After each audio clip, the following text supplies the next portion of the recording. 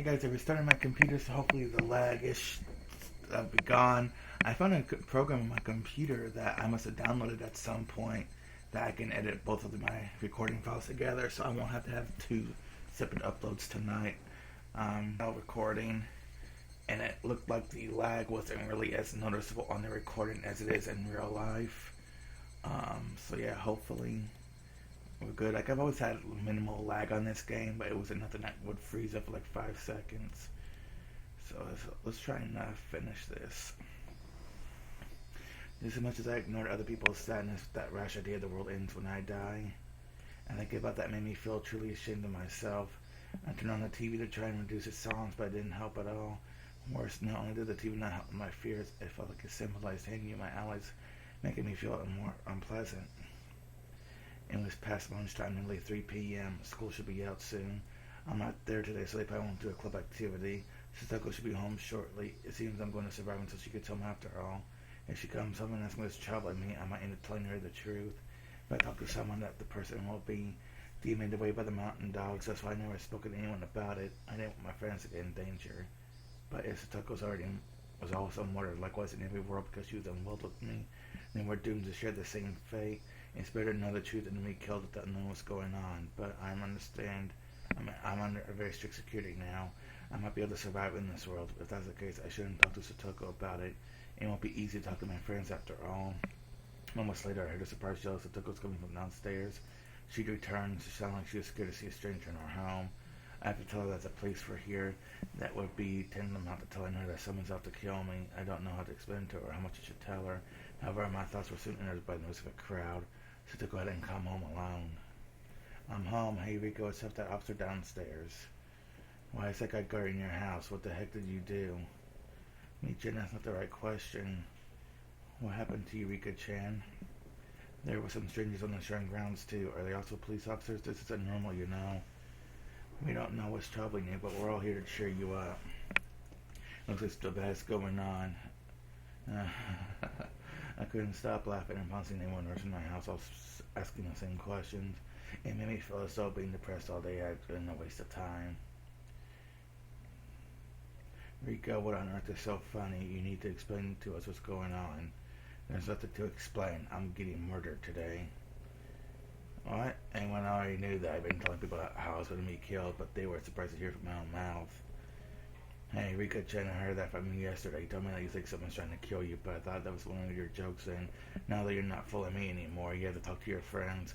Kichi spoke with a harsh tone, and so I made him upset. As my friend, he must think that it's unforgivable that I didn't talk to him about it. He wasn't the only one feeling that way, though. Every single one of them was looking at me with worried expressions on their face. If you get anyone here saying me, I want to do something for my friends as well. I'm glad to hear that. Remember what you told me. You told me to have the courage to fight, but just look at you. You're not even fighting yourself. Satoko pointed out something that I've already realized. I had no way to argue back. You told me that you'd put us in danger by talking to us, but all of us are already involved, no matter if you talk to us or not. That's right. We're your friends. If you're in danger, all of us are in danger too. Once Satoko's in danger, we all fall for her, remember? It's the same thing. If your life is in danger, then I think it's time for Sonosaki family to step in. We're way more reliable than the police. Isn't that right, sis? That's right. You have to talk to us. What kind of trouble are you in? Who the hell's starting to kill you? Based on how you're acting, I assume you don't even know who it is. If you don't know, it won't be big of a problem. Maybe you're also smart. You know everything, even though I haven't told you yet. This is not time for jokes, Rika. You must talk to us. What's happened? What's all this about? You don't call the police unless you're really in danger now. How dare you talk to the police before talking to us? Is this because you're uncomfortable talking to us about it? Rika, would you never have an issue that would be uncomfortable to talk about? Calm down, Satoko. Rika-chan is the leader of the Fude family. She's worshipped as the reincarnation of Oyashio-sama in this village. She might have been Tsuba for a long time, even though we didn't know about it. Maybe she just didn't want to talk to us about such trouble because we're all trying to have a fun life here in this village. That's probably what it is, right? So it has something to do with Rika-sama and the village. It must involve those crazy old people who worship Oyashio-sama. So it must have something to do with the curse of Oyashio-sama. I know, I bet it's related to what happened to Tomoteka-san and Takano-san. Why would Tomoteka-san's murder cause Rika-chan's life to be in danger? That's too big of a leap. It's crazy just to think that someone's trying to kill her anyway. We get shit bound by more obligations than we know. She probably couldn't talk about them. I'm right, aren't I? It's not a very fun topic, which is why you couldn't tell your friends, right? I cannot believe this. Is it really true? Is it really true that you're involved in Tom Dickerson's murder case? I remained silent but with my mouth open. I hadn't answered any of their questions, but they continued to ask and had eventually hit the nail on the head. It was more surprising than anything. But then again, these are all after my beloved clubmates. And lots once more. My issues and secrets are so devastating to me, but they stopped sounding like such a big deal when anyone talked to them together. They knew exactly what was going on without me saying a word. In that moment, I realized just how powerless I am. I had to tip my hat to him. Everything seemed so foolish now, and so I decided just to tell him everything. If you want me to talk, I will, but I'm sure you won't believe me.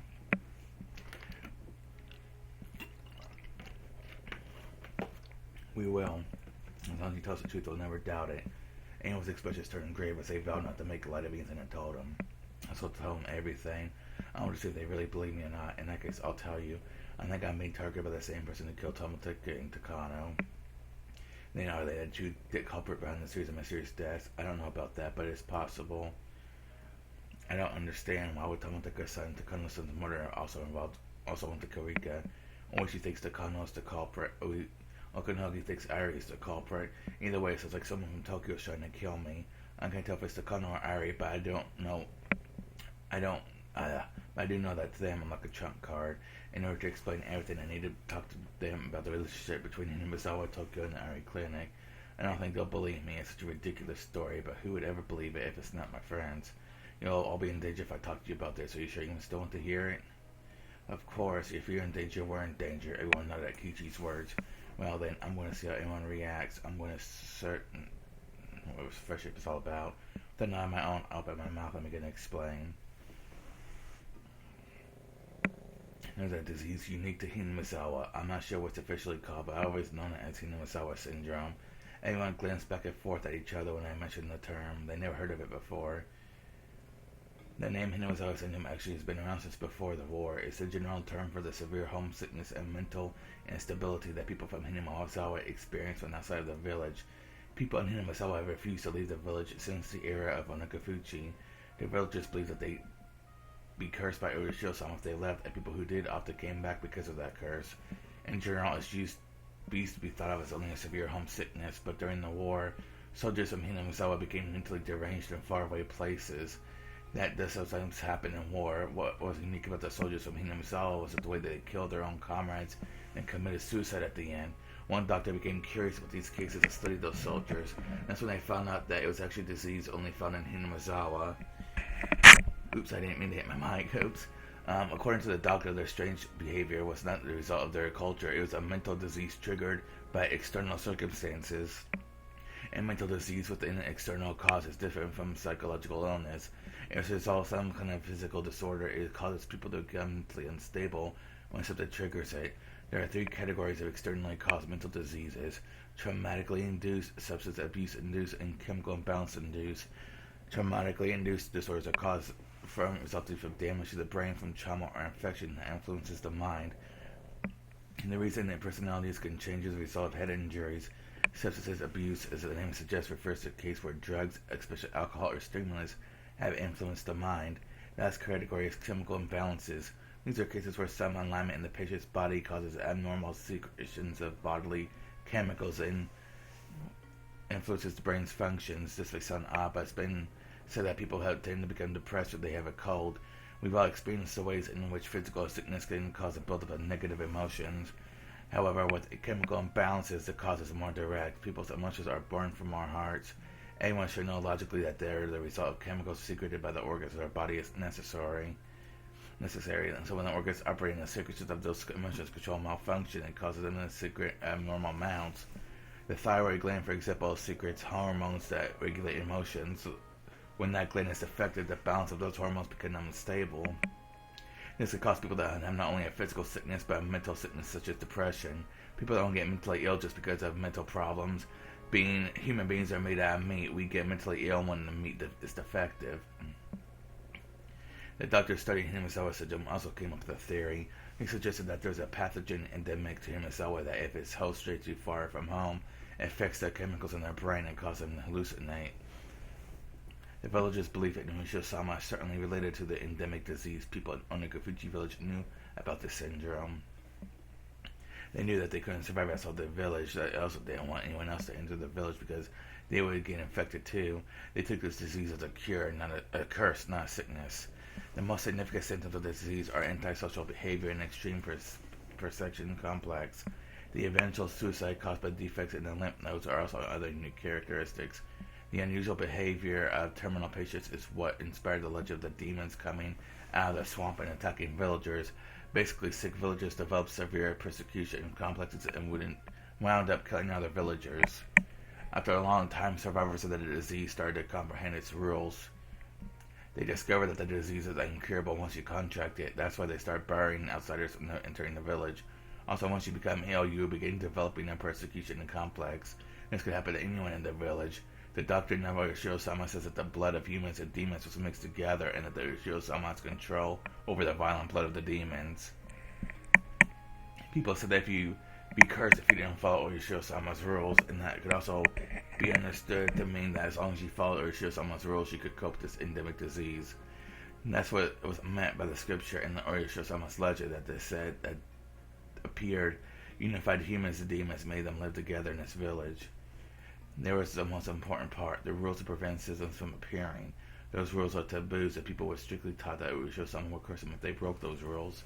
The horrible, bloody traditions of the village were purposely performed in order to force people to respect these taboos. There are several ways to keep the disease under control, but there are two main conditions for doing so. And the first one is to prevent suspicion. When the villagers are suspicious of someone, it could trigger their persecution complex, which can lead to them developing terminal symptoms. That's why they made sure to have such a tightly knit community so that people wouldn't suspect each other. Since the terror of Ushio-sama's curse is emphasized, many don't know this, but she's also a god of marriage and neighborly love. However, this condition is not as important as the other one. Indeed, Ushio-sama isn't even recognized as a god of friendship in Hinamizawa anymore, and is only worshipped as a direct such in Okunimi, is worshipped as such in Okunimiya's Hirosaka district. Now for the other condition, the one is much clearer and more practiced much more strictly. If villagers leave Hinamizawa, they will fall ill quickly, proportional to the distance from the village. Villagers nowadays will not get sick as rapidly, even if they leave town or go out of the country for a long time. However, long ago, they would fall ill as soon as they left the village. It's very unfortunate that Kichi got infected so soon after he moved to the village. It was also very unfortunate that he got sick just because he left the village for a few days to go to his relative's funeral in that one world. That's why Henny felt so bad for him that time, and he kept on apologizing over and over. Although no matter how much he apologized, he never heard her voice. This turned into a long discussion, but these rules etched around Ushio-sama's curse represent the ancient wisdom of how to cope with the Hinamizawa syndrome. Is there any other way to use this mental disease for military purposes? The aforementioned doctor insisted there was, but the military didn't listen to him at the time. They were interested in developing a weapon that could make a dramatic change to the war efforts. They didn't have any money to spare for the research of this strange disease, and that's why research on the Hinamizawa syndrome was abandoned. Then the war ended. Japan started its reconstruction under American leadership. However, some powerful people in the political world didn't want to accept the American way of thinking. Some of them were fired by the GHQ, but they still stayed on it as advisors to the government, since Japan has a culture of respecting the elderly. Eventually, a political organization was formed, the objective which was to restore Japan to the way it was before the war. In the beginning, this organization was a very small group. It was just a gathering of 2 or 3 individuals who shared the same ideals, blowing hot air at a restaurant. Those 2 or 3 hit it off with each other and it grew to the size of a class reunion. That group became a rather sizable organization, eventually becoming a political one. Well, it would be more accurate to call them a secret society. The secret society eventually came to be called by the name of the place where it was based, Tokyo. There are many mysteries about Tokyo, and one thing I knew for sure is that it was composed of old men from Japan's political stage, ones with strong power to indirectly influence the government and vast assets that meant they could work from the shadows. They were also connected to various corporations, and their goal was to return to Japan the way it was before the war.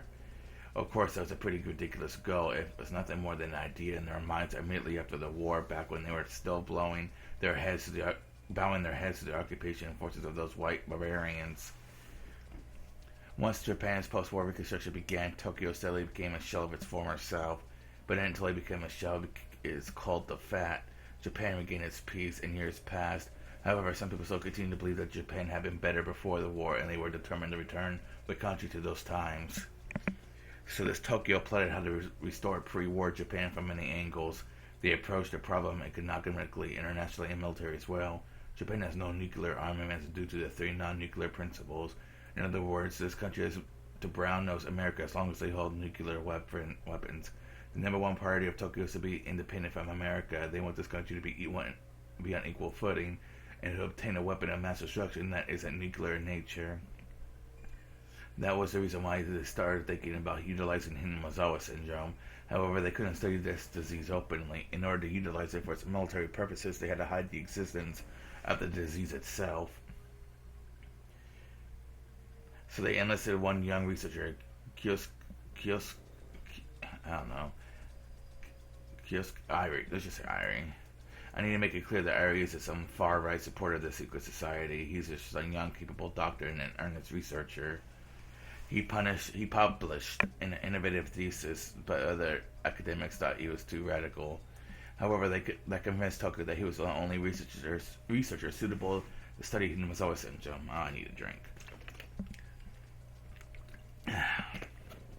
As young as someone and ambitious, Irie was thrilled to take on the project of studying this rare disease with a large budget, a large staff in his own facility. But researching the disease would mean that he'd end up infected too. No one would want to take on such a dangerous research. He really was too young, but this other option being wearing down his youth, working hard at night, shared for a local practice. He wanted to answer the expectations of sponsors who carefully selected him. In the end, Ari was able to uncover that as he hypothesized the Higurashi syndrome was a unique infectious disease, and he developed both a treatment and a vaccine. Ari was extremely talented. The Ari Institute was formed to study the disease. Ari was nominally the head of the organization, but Tokyo still sent out a supervisor because when all is said and done, he was just a researcher. That supervisor was Mio Takano. Takano's job at the Institute was to act as a go-between for Tokyo and Ari, manage the research progress, and preserve its secrecy. The latter was the most important part of her job. She had to do her best to prevent people from finding out that Ari was researching the disease, or even that the disease existed at all. The Mountain Dogs were formed for that purpose. They were under Takano's command, and their job is to prevent the Institute's secrets from being discovered. The Mountain Dogs are one special forces unit specializing in unconventional warfare and owned by Tokyo, with its vast influence on the SDF. Tokyo had their eyes set on the likelihood that a small elite squad of covert operators would be a trump card in the anti-nuke era, so they vigorously investigated those options. This was a worldwide trend since the Cold War. Everyone avoided sending troops directly to their enemy's doorsteps. Japan was also trying to be part of that world. As a result, by 1983, even the police had been forming secret special forces units. Prefectural Police Squad 2, the ones who intervened when Reina laid siege to a school, changed their name to Zero Company and grew into Anti-Terrorism Squad that handled hijackings around the Kansai airport area. The National Police Agency Squad 6 formed as a counter-terrorism squad for Narita Airport 2, and they later changed their name to Ch.7 Company as well. They theorized that in a world where small nations possess nukes, they can't use small elite special forces to disrupting the metropolitan areas would be the new way of waging war. So, in 1977, they developed the SAT's predecessor, the Special Task Force SAP, to serve as the National Police Agency's trump card in securing the peace. Likewise, the Japan Coast Guard established their Special Task Force and the SST in anticipation of unconventional warfare on the coast. There are several known special forces units in Japan. When they hear a phrase like special forces, most people tend to think of a movie or a comic book. However, these units actually exist and are protecting Japan in secret. During the famous incident of suspicious boats off the coast of Nato Peninsula, the news reported that the boat sank before the helicopter squad trained in gun battle, so the squad was recalled, but that was because of the Coast Guard's SST acted. However, that never mentions the SST or any other special forces unit. All these units were established after Tokyo made a suggestion about it to the government. Researchers' tactics under the name of peace and order worked perfectly for Tokyo. But since the mid-century-era anti-war movement made people resent those forces, these special units have been kept secret as of 1983. Furthermore, these units are not formed under the jurisdiction of police. There are still many other military units that are kept secret from the average citizen. The Mountain Dogs are actually one of those special units. They specialize in kidnapping, espionage, and preserving secrecy. You might as well call them an assassination unit. Near around during the dam conflict as well, Tokyo put an end to the dam project because of the impact it would have on Ari's research. The Mountain Dogs were the ones who kidnapped the Minister of Construction's grandson. Most people believe that the Sonozaki family was at the center of the movement, but in reality, the Mountain Dogs were responsible for many of the things that Sonozakis were accused of. In that sense, the existence of the Sonozaki family was an advantage to the dogs. Their main job at the dam conflict ended as began to continue keeping the disease hidden from the public. With the spread of information networks in the modern age, the media jumped on any unusual incident and quickly aired it to the whole nation. Tokyo doesn't want the disease to be known nationwide, so they're trying to utilize it for their own purpose. The main task of the Mountain Dogs is to kidnap people suffering from Hinamazawa syndrome. They pose as gardeners, but in actuality they patrol the village and make sure nothing strange happens. They're the ones who demon away people who go missing. They're probably also involved in some of the mysterious deaths too.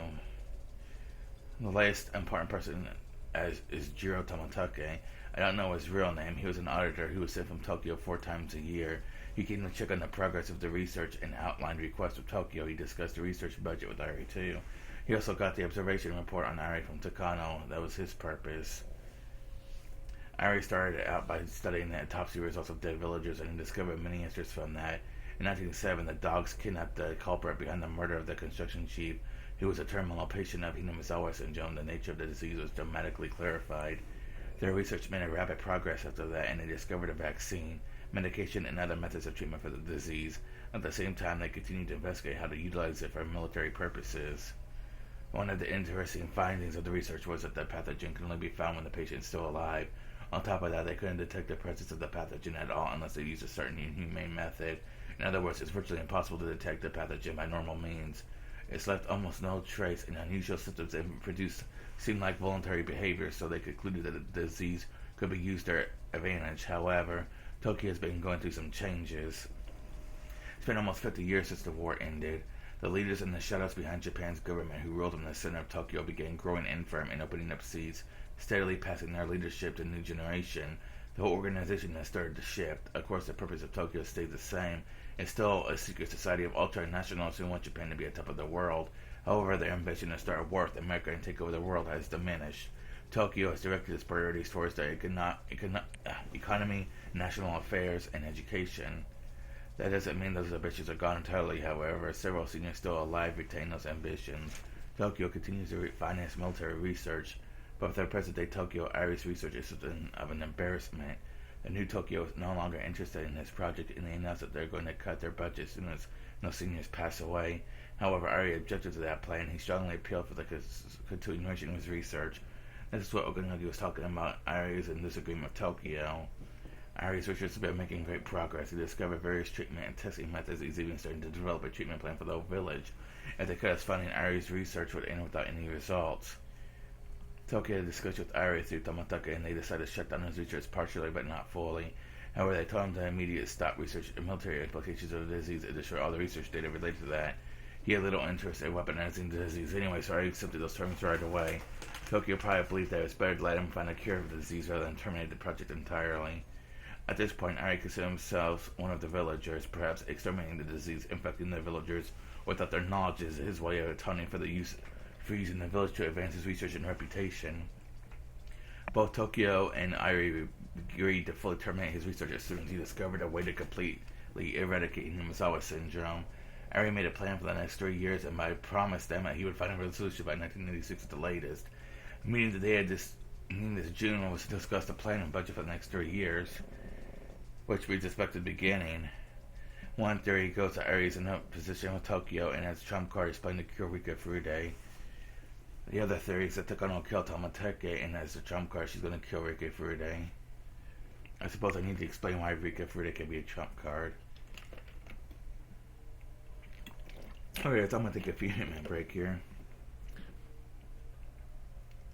Alright, there we go. I'm back. The answer to that lies in the ancient traditions of Hinamazawa. Supposedly members of the Furude family had the blood of Uyoshirsama in their veins. I explained earlier that Uyoshirsama was made up as a method for having people cope with the disease. However, that's actually not true. For that demons and pathogens to survive, a certain being must be present. That being the successor of the Furude family. and the coexistence of humans and demons. That is, the Higurashi is actually the queen of the village. According to Iris research, Rika is adored by the whole village not only because she's a charming little girl, but because she's the queen carrier. Infected patients are unconsciously driven to protect their queen. Iris says that it's done with the pheromones. Rika Frida's mother was also adored by everyone since she was little. However, as soon as she gave birth, people's attention quickly shifted to Rika. Ari calls it the succession of the throne. The queen is a precious existence to the people in this village. There are theories that carriers of the disease are actually unable to survive when away from the queen. Not from the village itself. Ari's research indicates that the queen can only survive in Hinamizawa, and infected patients can only stay alive when around her. But this is just a theory. Surprisingly, however, the doctor who first discovered this engine was also aware of the existence of the queen. That doctor was also knowledgeable about Hinamizawa's culture, and he was interested in how much value the village placed on the Friday family. He theorized that the queen line in the Friday bloodline might have the power to manipulate the whole village. The truth is still unknown, but perhaps the Friday family has really held such power since ancient times. Miraculous power would make them perfect for serving in the priesthood, although the only thing Rika can do is be doted upon by the villagers. If all this is true, the question is what would happen if the queen disappeared from the village. During the war, a doctor prophesied that if the queen were to die, then all infected would show terminal symptoms and the whole village would be wiped out. He advocated for the strict preservation of the queen's host. Rika is important to Tokyo not only because Ari found many answers after running the test on her body. If Rika Furude dies, the 2,000 people in Himasawa will turn into demons. It would happen too fast for people to even realize that they're getting sick. They'll each be overcome with a violent persecution complex and start killing each other out of fear. That's why the mountain dogs are protecting the queen. Rika Furude heard this spells the end of the whole village. That's why Rika Furude is the trump card for those who know that she's the center of the whole epidemic. This is the story of Hinamizawa. Our tale begins in June 1983. Tokyo license Toga Muteka was found dead of the disease even though he was vaccinated against it. On the same night, Takano was also kidnapped and murdered, although I don't know if sure if she's really dead or not. Rika Furude is also going to be murdered soon enough. Well, I suspected Irie and Takano. This was my first time doubting Tokyo. I always thought that they were on my side. They had to be. My death would lead to nothing but disaster. At the same time, there might be people within Tokyo who could use my death as a trump card. I never considered that there were opposing factions within Tokyo. I guess I was naive enough to not realize that Tokyo had internal problems due to the generation gap. Anyway, I wouldn't be feeling this way if I didn't suspect that Takano might still be alive. I feel like I'm starting to see the greater picture. It's possible, too, that Takano is the victim and Ari is the bad guy. The mountain dogs might be on my side, or they might be assassins who are trying to kill me. I was too scared to choose a one that might be at risk of having something poison mixed in which case I would be reassured with a fresh, unopened bottle, even if it was a little bad. I'm telling everyone to my friends I could finally realize that I could only trust them in the police. I'm really dumb. I thought I was thinking so hard, but I never actually understood anything. After all this time, I made things clear just by talking about them with my friends. I never thought about how it would make such a big difference.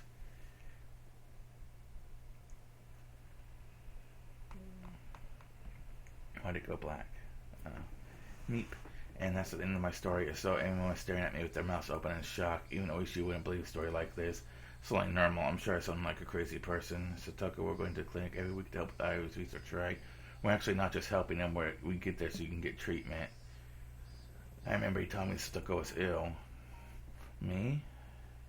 Oh, as you said, it's not only me, but the whole village that is infected with this disease. Why would I have to take the shot every day and not everyone else? I thought it was just a type of vitamin that the coach is developing. At one point, you were a terminal patient, Satoko. That's why you need 2 shots every day to keep your symptoms under control. Ari is very passionate about saving you, but he still can't find a better treatment than that. Don't think he's not still working hard to find a cure, though.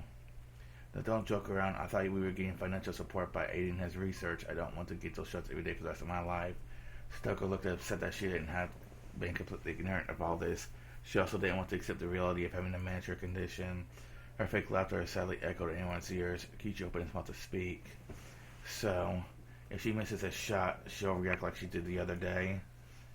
There was a day where she forgot to take her shot. She convinced herself that the person was her uncle. Her fear escalated and she thought her uncle came inside the school to take her back home. Once she feels that way, there's no turning back for her. Yeah, she will. That's why I tell her to be sure to take her shot every day.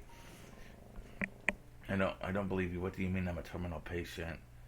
Why me exactly? I refuse to believe it. When did I even become so sick? Suko's face contorted as tears began to flow from her eyes. I shouldn't have said this. Suko's starting to remember something she's not supposed to. I'm sorry, Satoko, you don't have to remember it. That was just an accident. It wasn't your fault. No, this is a lie. You're just lying to us. Ugh. And the others probably had no idea what Satoko's talking about. They don't need to know. They don't want to know about it because they're her friends. Reina gently touched Satoko's shoulder. She gently touched mine too. We believe your story, Rika-chan. Thank you. And you've been carrying such a burden for a long time. I'm proud of you. You've been struggling all alone to this day. I never thought Reina would say something like that to me. My eyes were filling up with tears. And it's difficult to have a secret that you can't tell people. Mine was hardly a big deal compared to yours, but I can still sympathize with you. I agree. You've done your best too, sis. I often shift the blame onto you to relieve myself so I can tell. You're all going to believe my story? Of course. We said we believe you. It's a bit of a relief since a lot of my questions about this village are answered now. So is anyone in this village affected by that disease, that Hinamazawa syndrome? Yes, everyone is affected, but unlike hundreds of years ago, this disease is much weaker now. That's why people can survive even if they move far away or go somewhere for a trip.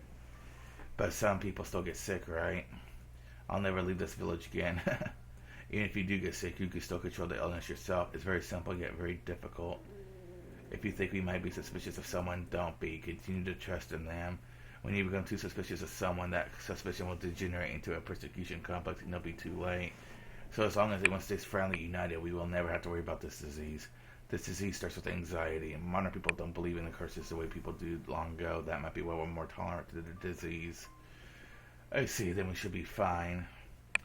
Yeah, we're friends and we're family. We would never suspect each other. I'm going to believe everything that you said today. You couldn't talk because you were afraid that mountain dogs would hurt us, right?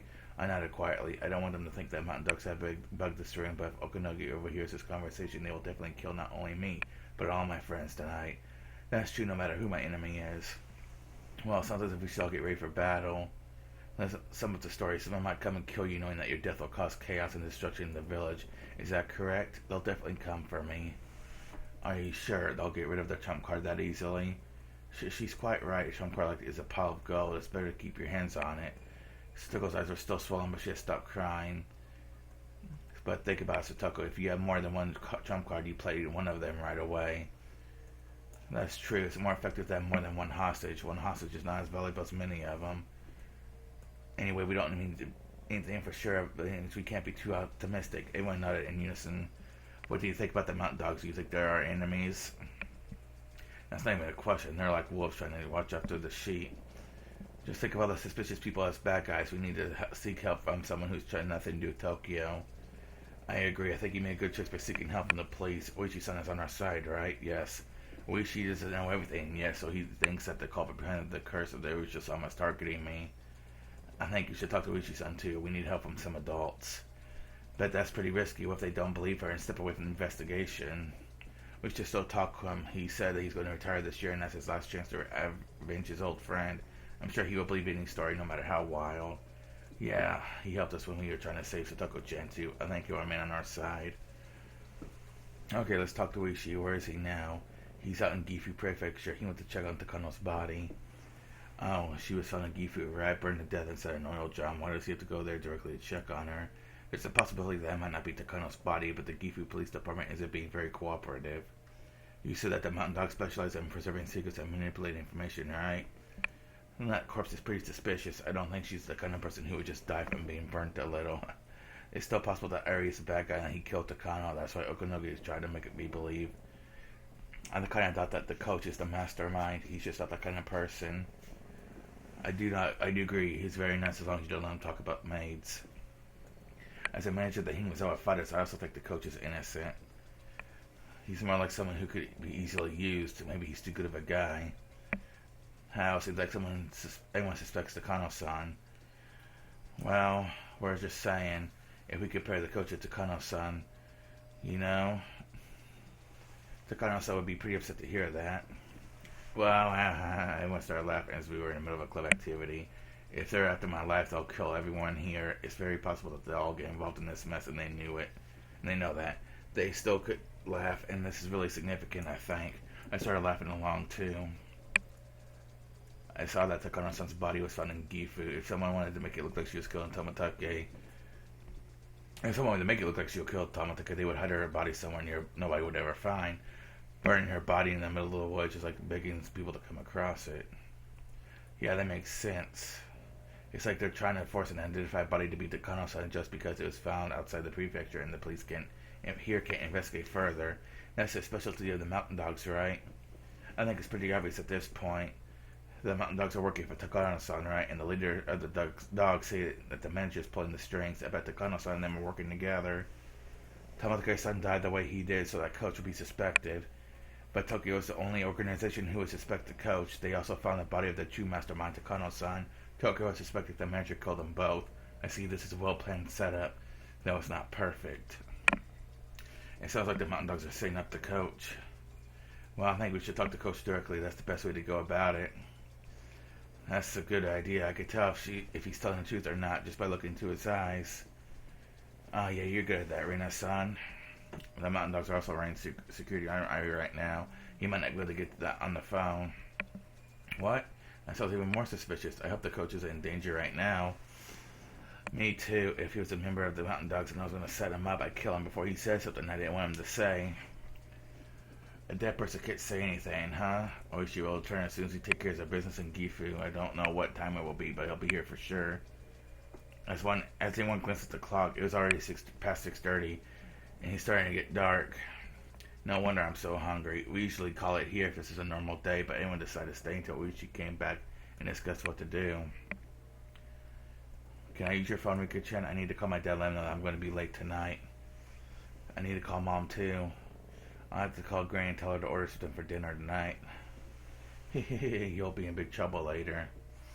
You have to get something to eat for those officers, too. We can order some sushi. Anyone has sensitive reaction to the word sushi. Their stomachs were empty after all. The same should be true for those officers, too. Are we going to order something, too, Rika? I don't feel that we have that kind of money. Satoko, why don't you cook a stir-fry for everyone? Why? I can't. I never cooked for this many people. Satoko, stir-fry? I'd love to try it as long as there's no fingers inside. Satoko-chan, I want to eat your food, too. I want to. At that point, the phone rang. Hello, this is Fude speaking. I'm glad to hear you're still alive. It's Oishi. I finished up everything in Gifu and I'm heading toward Okonomiya right now. I'm calling from the gas station. What about Takano's body? We did it. We were right. Gifu made one incredible easy mistake on their paperwork. What a stubborn bunch. I really had to let them have it, let me tell you. Takano Noriko is still missing. She may have some information regarding Tomotake's murder, so I just issued a search warrant for her. I'm getting close to revealing the secret of the curse of Orishio-sama. I'm going to solve this case. Oishi sounded motivated. He finally found the hint he so desperately wanted. Could he actually solve the case, though? I'm looking forward to hearing your story. I'm heading toward your house with Kuma-chan, so please tell us whatever you know. You're going to talk to me about anything you can think of. Yes, I'm ready to tell you everything. Oh my, I look forward to hearing it. I should be there in about an hour. I sounded crowded over there. Are your friends with you? Yes, everyone came here to offer their help. I see. You've got some wonderful friends. It's probably better for you to stay with them. Good way to keep the criminals at bay. Right, we're heading out. I'll see you soon. Was that Oishi's son? Yes, he's heading this way with that other detective. Now, this is the first time this room will have so many people inside it. How many people will it be? There are 6 of us here, so 8 people. I do hope Warfel won't break. Oh, I'm the 9th person. And you, were you listening to us? This is turning to be very interesting. Do you think it'll be different this time? Yes, I'm sure. This time it'll be different. Don't say that you're sure. It would devastate you if nothing ended up changing. So, honey, you still think I'm dying today? I don't want you to die. I know what you're thinking. You don't want to believe because you don't want to be hurt. That way you'll never be let down. I'm not going to listen to your opinions anymore. You just stay there and watch like a bystander you are. Yes, I'm just a bystander, but I'm still rooting for you. Rooting for me, thanks, but you sure you want to root for me? Are you sure you won't be hurt if I lose? Don't be mean, Rika. We had a rather harmonious mood going. However, a feeling of unease was beginning to settle over us. Oh. I'm getting hungry. Want to grab something on the way? Oh, that's right. It's almost 8 p.m. We had a late lunch today, so I didn't realize. We can get some after we finish hearing her story. We sent 4 officers there. They're probably pretty worn out by now. Hopefully, Fude-san ordered them something to eat. Oishi and Kumagai had passed through Okonomiya and were getting closer and closer to Hinamizawa. They hurried on their way, driving through the dark streets. I guarantee something's going to happen to them on the way back. I wonder what Rika Fude wants to talk to you about. Probably something outrageous. That village, used to be called Onikafuchi Village. They took the name Onikafuchi, the demon abyss, from the local swamp, and like in the abyss, it's hard to know what's depth, huh? What are you planning to do about our protection? Depending on what she tells us, we might have to move her to a safer location. The whole of Hinamizawa is like a lion's den. You never know what can happen in that village. For now, we just need to hear what she has to say. The head of the Furude family is in danger, and the success of the Sonozaki family is trying to protect her. Who would be capable of killing Rika Furude under those circumstances? The only people I can think of are the Kimiyoshi family. I never heard of them getting up to anything fishy. I guess there must be a fanatical religious sect lurking in the village. I wonder what secret lies at the bottom of the swamp. The road they were on was cutting through the rice fields, leading them to pass by the scene of Jiro Tomoteke's murder. Takano left Tomateke here, I'm sure of that, but I wonder what he actually died of. Forensics didn't find any drugs in the system, did they? They didn't find anything, but that doesn't prove it either way. There are hundreds of strange chemicals in this world. There's no proof that a drug wasn't used. It must just be one of those we're not aware of. I'm sure of that. There must be some kind of drug out there that can make someone claw their throat and die, and I'm going to grill the culprit about it once I make their arrest. Of course, it'll be easier if that's what the Rika Furude is going to tell me. Kuma-chan, you must have learned exactly how false charges are made. See what happened in Gifu today? That was horrible. If that guy was at our station, I'd never forgive him. He flat refused to admit that he made a mistake.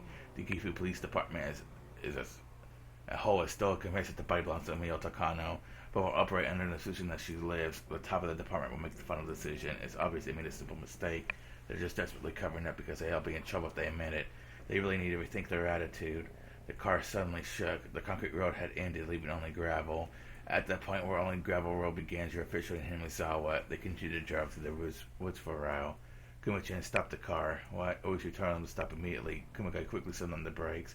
Their seatbelts tightened up, keeping them in the seats. What's wrong? The car over there. I wonder what it's doing. Oishi tapped on the rearview mirror. There was a van parked off the road. Rather beat up, it looked like it was used for a private company. There was no reason for someone to park their car here, especially at the time of night. Kumagai also thought it looked suspicious. The car seemed empty, but there was a light flashing in the woods nearby, probably a flashlight. Strange that a van out here at this hour. I'm surprised you even saw it. It's like I keep telling you, a detective always has to pay attention to his surroundings. I wonder what he's doing here. He's dumping something illegally. Is he dumping someone's body? Maybe it's a pair of lovebirds on a secret date? Well, that can't be it, judging by the van. Hello, Okonomiya Security, do you read me? Good evening, good night. This is Okonomiya Security, reading you loud and clear. I need a license number scan, and blah, blah, blah. That's blah, blah. Might take a while. Well, wait. Oishi-san, according to this map, there's a facility of the Nippon Telegraph and Telephone Corporation here. What in the world is a facility of the NTT? It was listed as a facility, but it wasn't staffed. It was just a place where machines were installed. Kumagai wasn't sure how telephone lines actually work, but either way, it seemed like some kind of connecting device was located here. But it's just an ordinary van. It doesn't look like it belongs to the NTT. If it's them, shouldn't their name be on the van? Maybe some other company's contracted to do it. Anyway, we should just go and ask. Oishi wasn't sure if that was the case. After all, why would any phone company go to the maintenance so late at night? Let's go check what's going on. Furude-san is waiting for us. We need to be fast. Yes, sir. Well, Home Detective Instinct was trying to tell me something. This feeling wasn't one that Oishi could easily explain. He had a strong sense of something was suspicious about, without any real reason behind it. Oishi trusted that he could judge others' characters with that sense. Nightingale 2 to Nightingale 1. A vehicle stopped nearby. Two people got out. They're police officers, probably. They're approaching and will make contact in less than a minute. It was a pitch black, yet they looked see the two newcomers clearly. They were probably using a night vision scope. Roger, attention all units. Nightingales 235, wait for the green light. Nightingales 7 and 8, make sure the surrounding 100 millimeters are clear, or 100 and whatever. Roger, Nightingale 4 and 5, do you copy? Nightingale 4, Roger. Nightingale 5, Roger. Nightingale 7, Roger. Nightingale, Roger. This is Nightingale from HQ. Nightingale from HQ. There's some trouble during the modification of the phone facility. There are two police detectives. We request clearance to open fire. Roger, wait for the order. By the time Oichi and Kumagai reached the phone facility, they were being watched from all directions. There were two pairs of binoculars and two sniper rifles pointing at them. The Mountain Dog operatives worked in two-man units, a sniper and a spotter, to secure the means of retreat. They had all taken different positions so they could shoot Oishi no matter what he tried to run. They were all in camouflage suits hiding in the deep woods. Oishi, of course, had no chance of spotting them. The snipers had their rifles trained on the detectives' heads. Oishi and Kumagai had no idea that they were on the verge of losing their very lives. The snipers' rifles had their status safeties on, but a flick of their thumb would release them. Oops, I didn't mean to hit that. In other words, they were ready to shoot given the order. The detectives found the fenced-in machinery rack behind the parked van. There was a sign there saying that it was the property of Nippon Telegraph and Telephone Corporation, and another sign warning people to keep away. Hello, good evening. Sorry, but could you step back? We're in the middle of a maintenance operation. There were 4 men working there wearing blue overalls. They had a toolbox open and working on some wires. Sorry to interrupt. We're from the police. We were wondering what you guys are doing since it's pretty strange to see a van parked out here. Good evening, officers. We're almost finished here. Who are you guys? You're not from the entity, are you? Oh, we're not. No. We're from Okanogi Electrics. Huh? Oh, sorry. I'm out of business cards. Okanogi Electrics. Where's your office located? Well, it's in Okonomiya. Could you give me the phone number and address of your office? Why do you want to know? He forgot. The telephone numbers? We should look at them with a piercing glare. Their response was very suspicious. Usually the vehicle of an electric company is full of various types of electrical equipment and repair tools. However, the van parked over there had nothing inside. It looked like just an ordinary car. Also, the company vehicle usually has the name of the company painted on it. But this one was just a plain van with no markings on it. None of that was the reason that Ueshi found them suspicious, though. It was their attitude that bothered them. They didn't sound nor look like typical contractors. They were obviously not electricians. It was far too late in the day, and there were far too many of them. They were also clearly suspicious of Ueshi. However, there was all he could tell just by looking around. He found them suspicious, but had no idea what they were up to. One of the men told Ueshi the phone number. Kumagai wrote down the number so he could ask the station to call and confirm it was real. We were not doing anything suspicious. Nah, you guys are very suspicious. Who are you? If you're really a contractor, you should have proof of that. But you don't have anything. Besides, everything about you seems off. Officer, please don't cause us any trouble. Just leave us alone. We need to finish our job here. Judging from their progress, it didn't look like they'd be cleaned up anytime soon. In fact, it almost seemed like they were just getting started. And if it was pretty obvious you're lying, son, you should have studied that role a little bit better if you wanted to pretend to be an electrician. Oishi raised his voice threateningly. The members of the Mountain Ducks gradually started to look more and more annoyed. Oishi looked over their expressions and gave them a big wide grin. However, Oishi had no idea. He thought he could handle these suspicious people with no issues. Of course, in reality, they were horrific demons that he had no chance against. Meanwhile, Kumagai was heading back to the car. He was intended to contact the police department. He was going to call the station using the radio. Then, in turn, the police department would contact the MTT. That way, it would become clear they were really dealing with. HQ to Night Now 1, you have permission to fire. Night Now 7 clear. Night Now clear. The sniper was still aiming at Kumagai's head as he headed back toward the car. It seemed that the last line protecting Kumagai's life was disengaged. The sniper put his finger on the trigger. He was wearing a glove with the fingertips cut out. The fingertip poking through the hole was very rough and merciless. As soon as he slightly moved that finger, he would take someone's life. 901 sniper team, all green. Kumagai heard a quiet noise. It was similar to the sound of a jump rope that he used to whip as he was little. And that was the last thought Kumagai had in this world. Kumagai collapsed onto the gravel. That was it. He didn't even twitch. Well, she was laying on the back of the concrete after getting shot in the chest. Are you serious? Come on. They really just do this far into the story already? Oh, man. His lungs were filled with blood, which began to pour out of his mouth. Oishi only realized that he had been shot with the world began to blur before his eyes. As his world keeled over, he saw a man in a work uniform leveling a gun at him, but it didn't matter anymore as he started drowning on his own blood.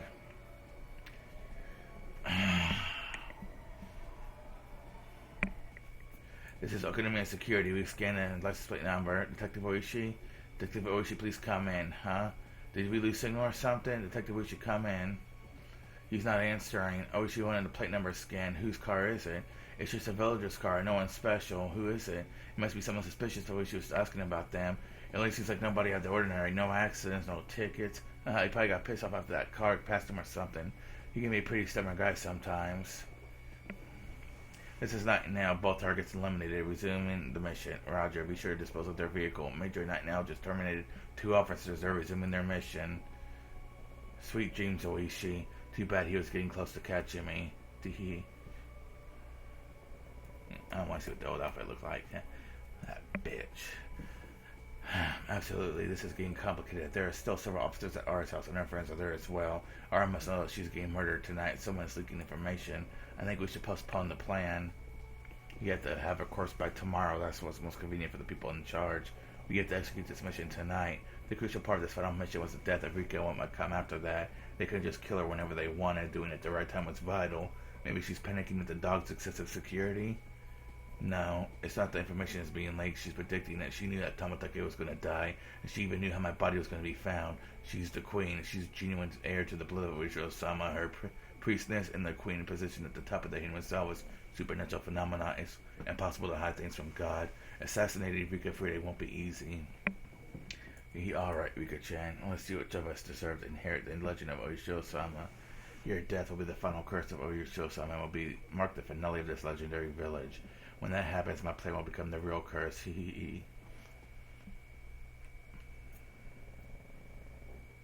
It was now past 8 p.m. Mian ordered some noodles for her treat.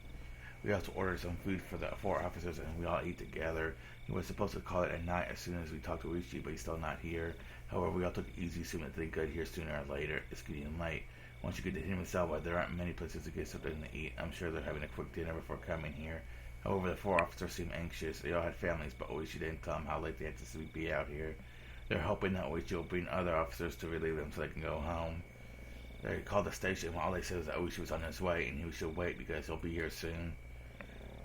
That Uchi sure is late. I'm sure he's stuck in traffic. It's still rush hour. Those officers have been here since this afternoon, right? They must be tired by now. I know. It sucks that they don't even know when they can go home. Should we patrol outside so they can get some rest? We can have Satoko set up some shops to prevent strangers from coming in here. Oh, good thing, Shion-san. However, just think this is our house. We have already several shops set up around this place. Really? We should be careful when we're around here. With our stomachs full, the mood in the house had returned to a lighthearted one. True, we should be so relaxed, but knowing that we should be here shortly made us feel relieved. But he's so late. He said he'd be here in an hour. Me, I'm mentioning I got stuck in traffic, but I'm sure Uchi was considering that. That's why he told me I'd take him about an hour. But now it's been 1 hour since the time Uchi was supposed to get here. I want to believe he's getting something to eat on the way, but I'm starting to get concerned.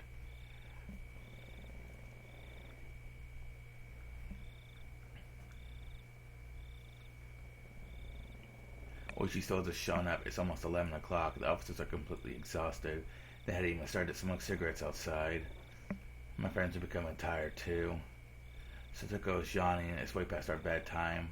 Everyone else is getting tired and sleepy. We've been spending our time watching TV and reading manga. I can feel my fears succumb into sleepiness. Today is almost over. I'm going to survive the day I'm supposed to die. Does that mean I can escape my deadly fate? No, I'll have to fight endlessly from tomorrow on. I'm going to discuss that with Oishi. Since he's not here, I don't know what to do from this point on. Suddenly the phone rang, breaking the silence.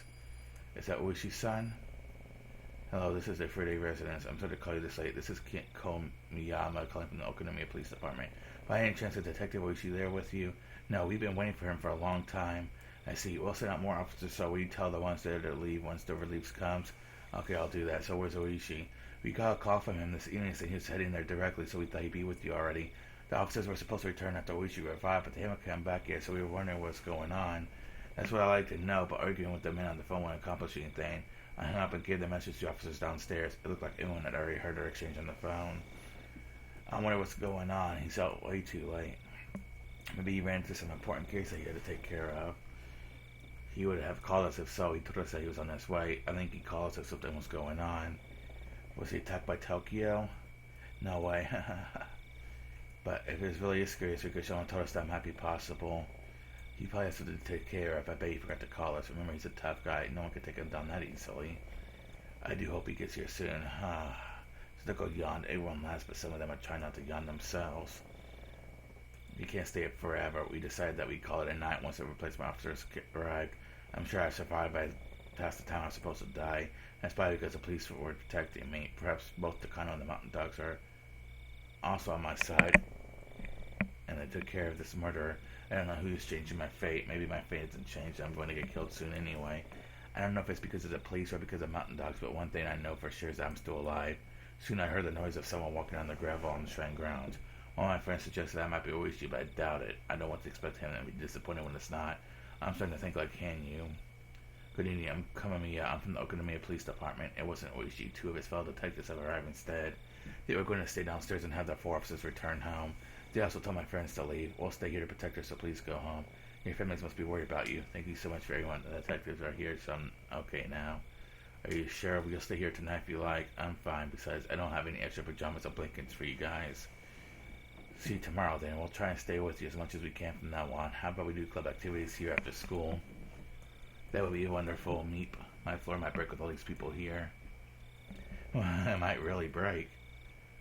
Well, Rika Shama, we're going home now, but be careful. Do not go out alone in the dark under any circumstances.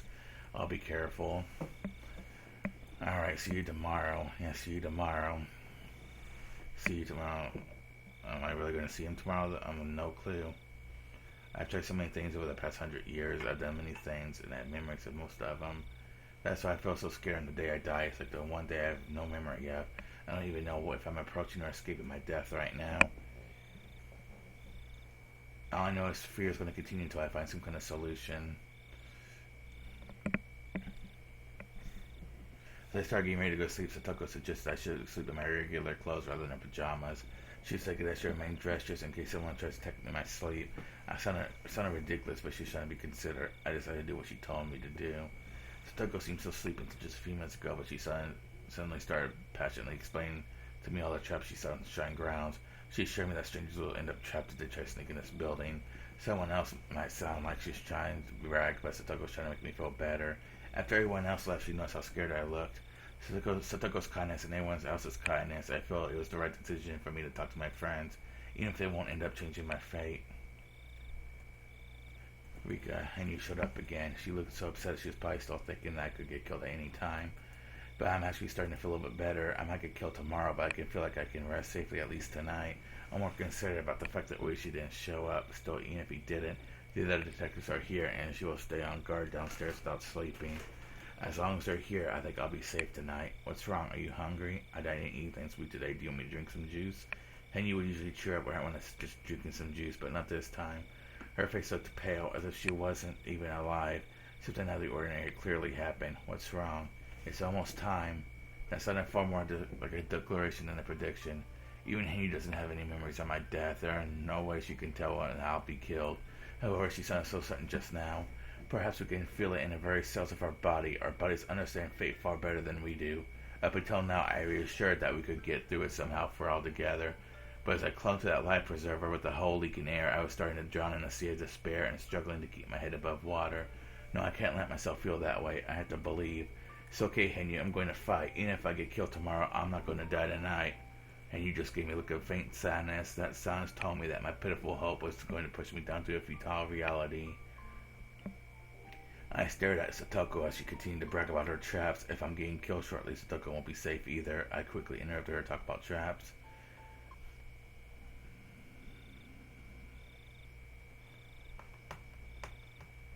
The time was 1 in the morning, as it's hardly a big city, and 1 a.m. and it was always the middle of the night, and the darkness here gets very deep. There was lights leaking out from the first floor where the two detectives sat on guard, but everything else was pitch black. Even the moonlight seemed indistinct. At the time, two detectives are downstairs. It's been more than an hour since the lights went on above them, awaiting orders to begin the attack. What a beautiful night. You have permission to engage. Should we terminate the detectives? Yes, everyone in the British will be diminished away tonight. It's better that way. HQ to Phoenix, commence the mission. Terminate the two detectives. You do not have permission. You do not have permission to fire.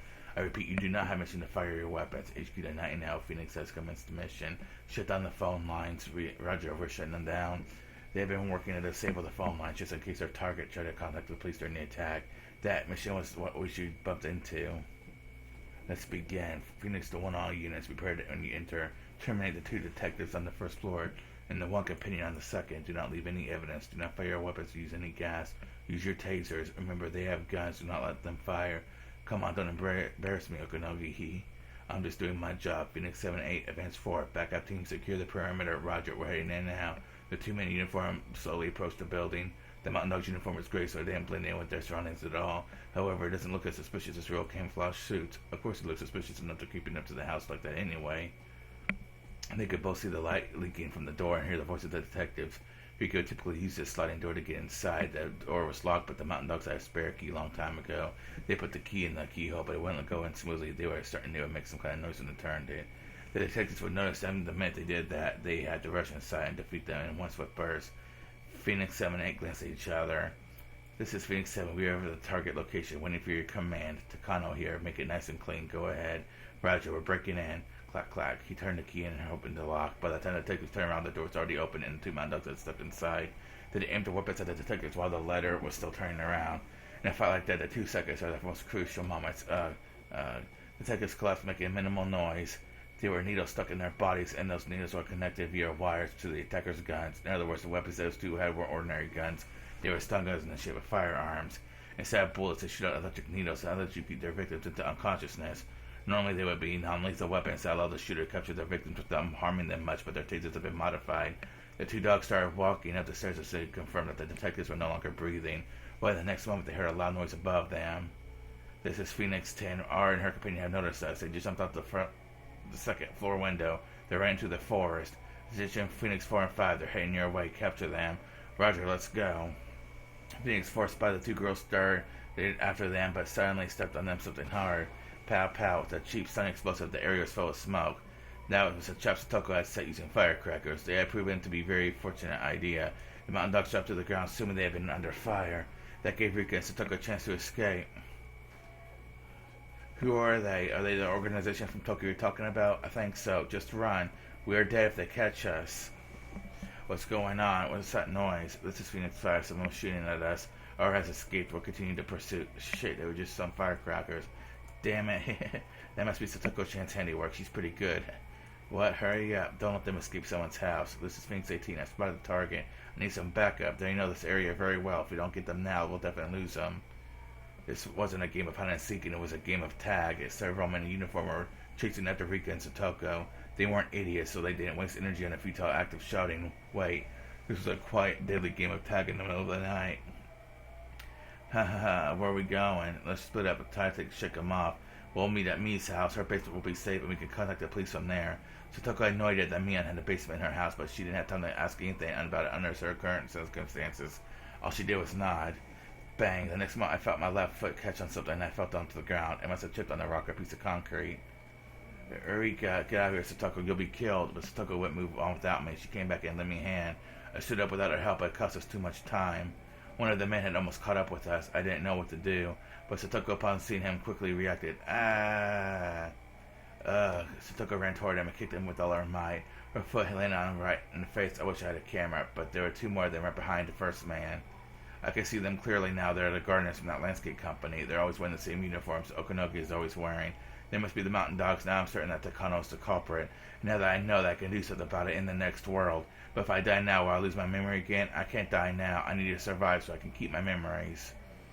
Satoko took something out of her pocket and threw it at them. It was something like sand and it blinded them. However, that could only last a few seconds. Satoko tried to run, but she froze as soon as they aimed their weapons at us. Their stun guns were only shaped like firearms. Satoko, not knowing that, they thought they were real guns. Knowing that she'll be shot if she turned around, Satoko tried to attack them instead. Of course, there are three of them. Most of them would think it's impossible to drive them off, but Satoko didn't think about that. She had a 100% chance of dying if she tried to run. That she might as well fight back because she might have a 1% chance of defeating them. Satoko is determined to save me, even if at her own expense, but I can't stay in this world if it means losing Satoko. I'm dying anyway. I'd rather die for Satoko's sake than lose her, but another me was shouting in my mind, if I don't survive this, I'll lose my memory. If I die without keeping this memory, this life is everything I've earned will be wasted. Should I escape and leave Satoko behind? That's right, I should use this experience to my advantage in the next life. I should just let her go of this world. No way, that would really make me a witch. But I know in my heart there's no way I can win against these guys. I'm sure that backup will get here if we take our time to fight them. Should I fight them for her, or should I leave so I can correct my true enemy?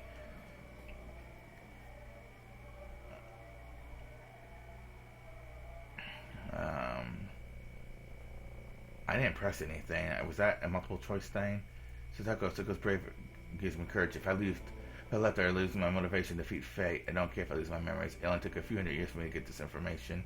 I don't care if I could spend another 100 years in the same June. I can't leave Satoko. Satoko, I'm fighting too. I told you to go. I had noticed something. There's only aiming at Satoko. That must be a reason why they can't shoot me. So I stood in front of Satoko to protect her. Just as I expected, they put their guns down, prepared to take us without weapons. You guys are the mountain dogs, so Takono's behind this. Yeah, I'm so stupid. I know who you are, but I chose not to run. I'm not going to run, even if you're going to kill me now. Someone once told me that the fate can be destroyed as easily as a piece of paper. They must think this is my final speech. They let me talk until I was finished. You people are pathetic. That's why you will never kill me. The next moment, one of them dropped to the ground. Kichi had run toward him and kicked him from behind. Kichi had kicked him right in the small of his head, and the dog was squirming on the ground. The other two tried to retaliate, but they were too late. Mion grabbed one of the guy's fought arms from behind and flipped down to the ground. It must be some kind of martial art. I've seen something like that in an action movie before. Rena tried to push the remaining dog down with all her strength, but it was enough to take him out. He tried to aim his gun at Rena, but she already done what she was supposed to do. All she needed was to get his attention. Shiana stuck it behind him and she fired her stun gun to his neck. The stun gun made a snappy noise and the dog fell down to the ground with the rest of his friends. Wow, Kasai told me this was illegally modified. It works pretty well. Shion hit this guy too. Are you guys okay? That was close. You guys ran so fast it took us a lot of time to catch up. I'm really glad we stuck around. We were waiting out here in case anything happened. You mean you stayed out here without going back home? Yeah, I saw someone who looked suspicious staring at the shrine we were leaving. I'm really surprised you hit him in this darkness. Neither lies nor camouflage work on you, huh? So figuring he would leave as they spoke to him, they would secretly staked out the suspicious man. They started following us as soon as they heard the sound of firecrackers. I never expected to be saved like this. We can't stay here any longer. What should we do now? We're trying to get to Myeon-san's house. You have a basement there, apparently. The underground storehouse is the perfect spot. We've also got some weapons inside there.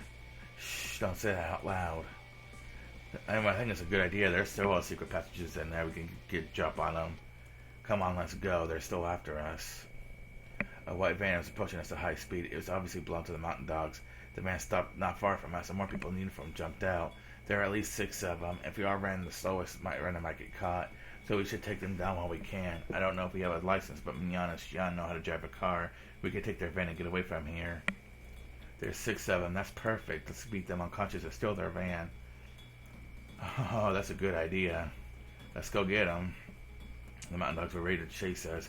They had no idea that we were trying to attack them instead. Rena is always the first one to make a move in this kind of situation. She gets so determined once a decision is made. She immediately singled out one dog and punched him in the nose. Another one tried to grab her from behind, but she kicked him in the side as hard as he could. Hey, Rena, watch your back. I'll leave that to you, Kichi-kun. Please look after me. I'm kind of curious about what we were like back in Ibaraki. You sure don't hesitate to punch people. And you don't hesitate to zap people with an illegal stun gun. Given that Shion had that stun gun, the mountain gun dogs were reluctant to go after her. They were scared of the very dangerous weapon she had in her hand. But thanks to that, Shion had stopped one of them for certain. It was fortunate for us they didn't have any guns of their own. They had no way of countering Shion's stun gun. Satoko attacked him from behind. She encircled his neck with the jump rope and pulled. Shion followed and quickly hit him with her stun gun. What was I doing during all that? The only thing I can do is run around trying to get their attention. They're pursuing me after all. They want to catch me more than anything else, but that leaves them open to attacks from my friends. Kichiri hit one trying to grab me. I think we have a chance here. We might not be able to take all of them down, but we can try and find a chance to escape to their vehicle. With that, we could chance that I thought these guys would be really strong, but they're not that bad. That's just how strong we club members are. Not being afraid is probably the secret to strength. Resistance club activities are practically training to get rid of your hesitation. We're all fight together. We can win this 6-on-6 battle. If any of us here wasn't here, they easily beat us. We'd end up dead. If my friends had stayed behind, I would have been killed by now. We can do it. We can make it. The dogs Shion took down with their stun gun were starting to wake up. The ones that knocked out earlier were also up chasing us again. We have to get out of here. This isn't the time for me to be running around. Fine, let's see what I can do. Rika, and you, I know you still can't believe in help, but just like always, stay there and see what stubbornness can do. I'm going to change this fate. I'm going to do this right here. Let me show you what I'm capable of. Alright, everyone, we're going to finish this right now. Take down who's in front of you. Then we're going to grab their car and get out of here. Yes, I'm going to do this. You go, Rika-chan. Alright, let's go. Okay, Kichi's signal. We tag the 6 of the mountain dogs in unison. Uh-oh. Time gradually slowed down. I truly felt like I was trying to overcome an impossible wall of time and change my fate. However, time continued to slow even further until it stopped. What's going on? I felt like in a film or reel of a movie I'd gotten hung up partway through, like time itself has come to a standstill. Hey, you, what's all this all about? The time has come. What? Why? Wearing a stark expression, Henry pointed at Kichi. I finally noticed something. All my friends had noticed already, except for Kichi. Kichi, what's that floating in front of your chest? What do you mean, huh? What is this? Time had stopped just when Kichi's about to hit his opponent. He didn't realize that something was floating in front of his heart. It was a metallic silver cone. That was the first thing I could think of. No, Ki-chan. Oh no, they get Ki. No, this world's over then. What the hell is this? Is this a bullet? That's exactly what it was. The bullet stopped about 15 centimeters away from Kichi's chest just before it would enter his body. That's right. Once time starts moving again, it will slam into his chest. In other words, it's too late. Kichi will immediately die when time starts up again. Who shot it? Who six guys didn't have any guns? Look, over there by the van. Satoko couldn't point at the van, but time had completely stopped out after all. We could see another person standing near the van. There had actually been 7 people inside, not 6. That 7th person was the one who fired the bullet. We hadn't seen her at all. That person is someone we all know very well. Yes, it's Takano. It's Takano saying she shot the gun. I keep hitting my damn mic. Sorry about that, guys. Kichi in Frozen World. Takano was smiling, still aiming her gun at Kichi. Takano had been watching us from the van this whole time. She had come out and fired her gun, knowing that we hadn't seen her at all. I see, I get it now. So Takano was the bad guy all along. What we're going to do? Kichi, can you try to twist your body to avoid the bullet? Don't be stupid. Time has totally stopped. I can't move at all. Then try moving right as soon as time starts moving again. That might make a difference. Everyone was so desperate to save Kichi. However, no matter how hard we thought, we couldn't come up with any ideas how to save him from the bullet. We were so desperate that Kichi started to laugh. I really don't know what's going on, but there's nothing that can be done. I'm dead the minute time starts moving again. Even if I don't die, I won't be of any help to you guys anymore. So listen, just give me on me. You only need to think about these guys, taking these guys down inside the van. Never. You can't die. I don't want to lose you. Henyo, are you telling me that this is my fate? Are you saying that there's no way to overcome this? It's okay, Rika. You won't remember this. You won't. No, Kichin is not going to die. Stop it, Mi-chan. Let's concentrate on taking them down. I'm sure Kichi wouldn't want to spend time turning back to as he falls. That's exactly how I feel right now. Guys, take care of Rika-chan. Get out of here and contact Coach. They'll probably kill Oishi. That's why he never showed up. Listen, promise you'll all survive. Promise me, Kichi. Rika-chan, I'm sorry. I'm the one that told you that we could change destiny, but I'm going to have to retire now. It sounded like Takano's regular laughter, but it was the scariest noise I ever heard. Are you ready to let go of your life now? Takano said, we haven't lost just yet. Done watching your life flash before your eyes. The silence suddenly ended and the clamor of reality returned. An explosive sound that hit Kichi right in the chest. I watched Kichi collapse right in front of me. He fell down on his back while blood splattered everywhere, and after that he stopped moving. There's no way any of us weren't shocked by that. We tried to take down the foes in front of us, but more came from behind. We tried to struggle as best as we could, but there was no way we could win against all those adults. I did my best to fight them off, but they pulled my hair and restricted us out of highway nothing. I heard everyone's desperate screams of resistance. The comforting and courageous unity we showed right before Kichi was shattered like glass. The debris of that glass lay sadly on the ground. Takano's annoying laughter was still echoing in my ears. Takano, the HQ, had taken care of it. I need what I told you before. I also need someone to clean up the bodies. Send me 5 bags and some water to clean up the area. Understand? She needs 5 bags. My body froze up, but time did not. Takano laughed, pointing her gun at Mion's head. Hey, are you kidding me? I've always wanted to see that tattoo on your back. I'm going to take a peek at it later. Sure, have a look if you want. It's nothing special. Oh, you don't think I'll find it interesting? Stop. Don't shoot her. Takano shook her hand in response to Rena's scream. I have to kill her. She's the leader of your club, so she has to go first. No. Stop. Pow. There was a dull noise followed by Mion's body twitching. We all tried to break free from the man restraining us. Takano calmly shot Mion. However, they were too strong. All we could do was squirm like insects. Takano was enjoying watching us struggle. She didn't step towards Satoko, but Shion started screaming curses at her. My, you wanted to be shot before her. You could have stayed alive a few more seconds if you were nice and quiet. So stop it, Shion said. Don't agitate like that. I know why she's doing that. Shion wants to protect Satoko for as long as she can. She's trying to do what Satoshi told her to do.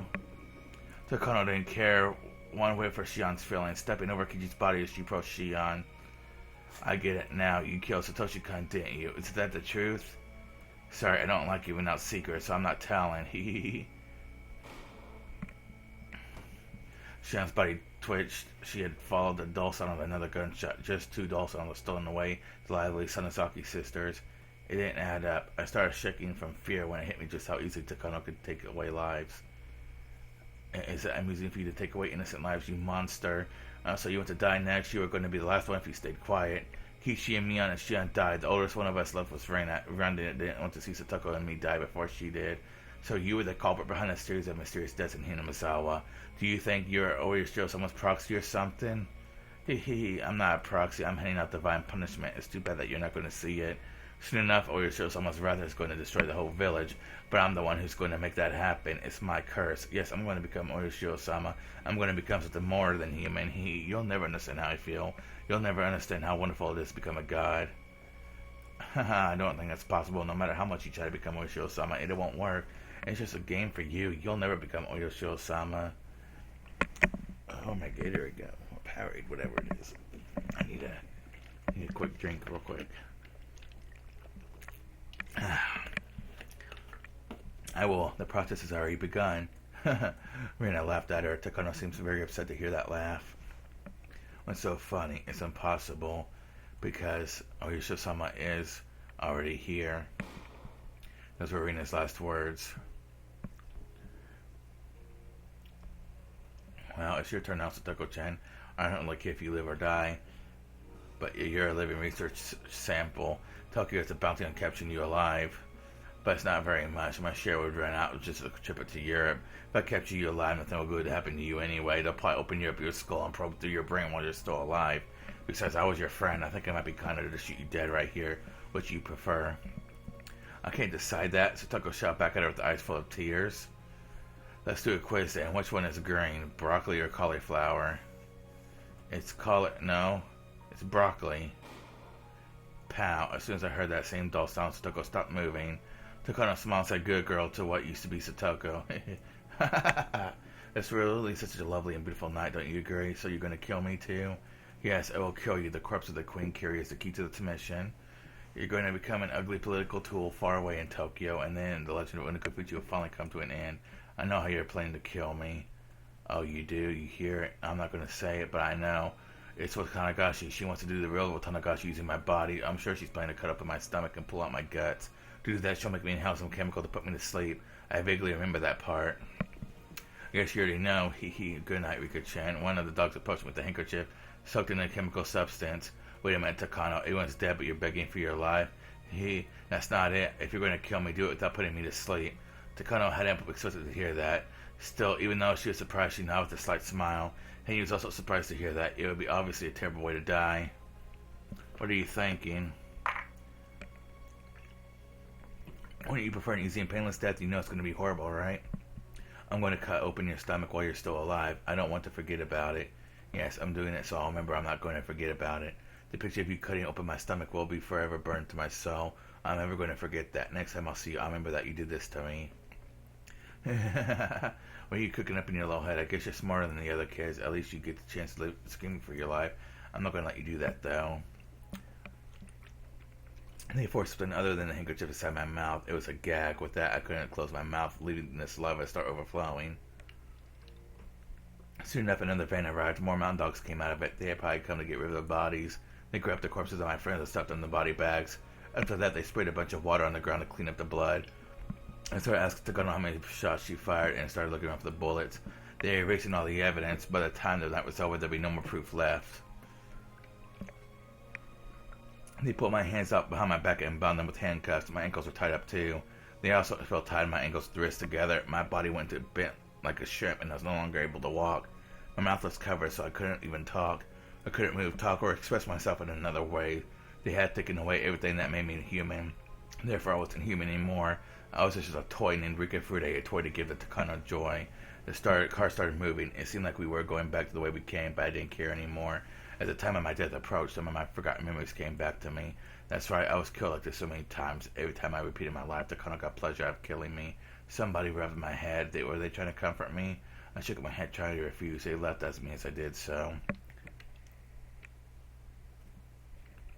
Rika, and you showed up. She couldn't hold back her devastated tears. Again, it didn't work. It didn't work again. Again. When I saw Henyu's faithful tears, I was convinced I was wrong. Henyu's not just a bystander. She's just too scared to face reality because she can't stand the pain anymore. Henyu was a happy future too, but her hopes were betrayed countless times and she was hurt far too much. For some reason, seeing her sorrowful expression calmed me down. Perhaps Henyu was quite in my place. It's okay, Henyu. We did what we could. We worked very hard. We were getting close to changing our fate for real. It still didn't work out. But for some reason, I feel satisfied. I never fought this hard in my life.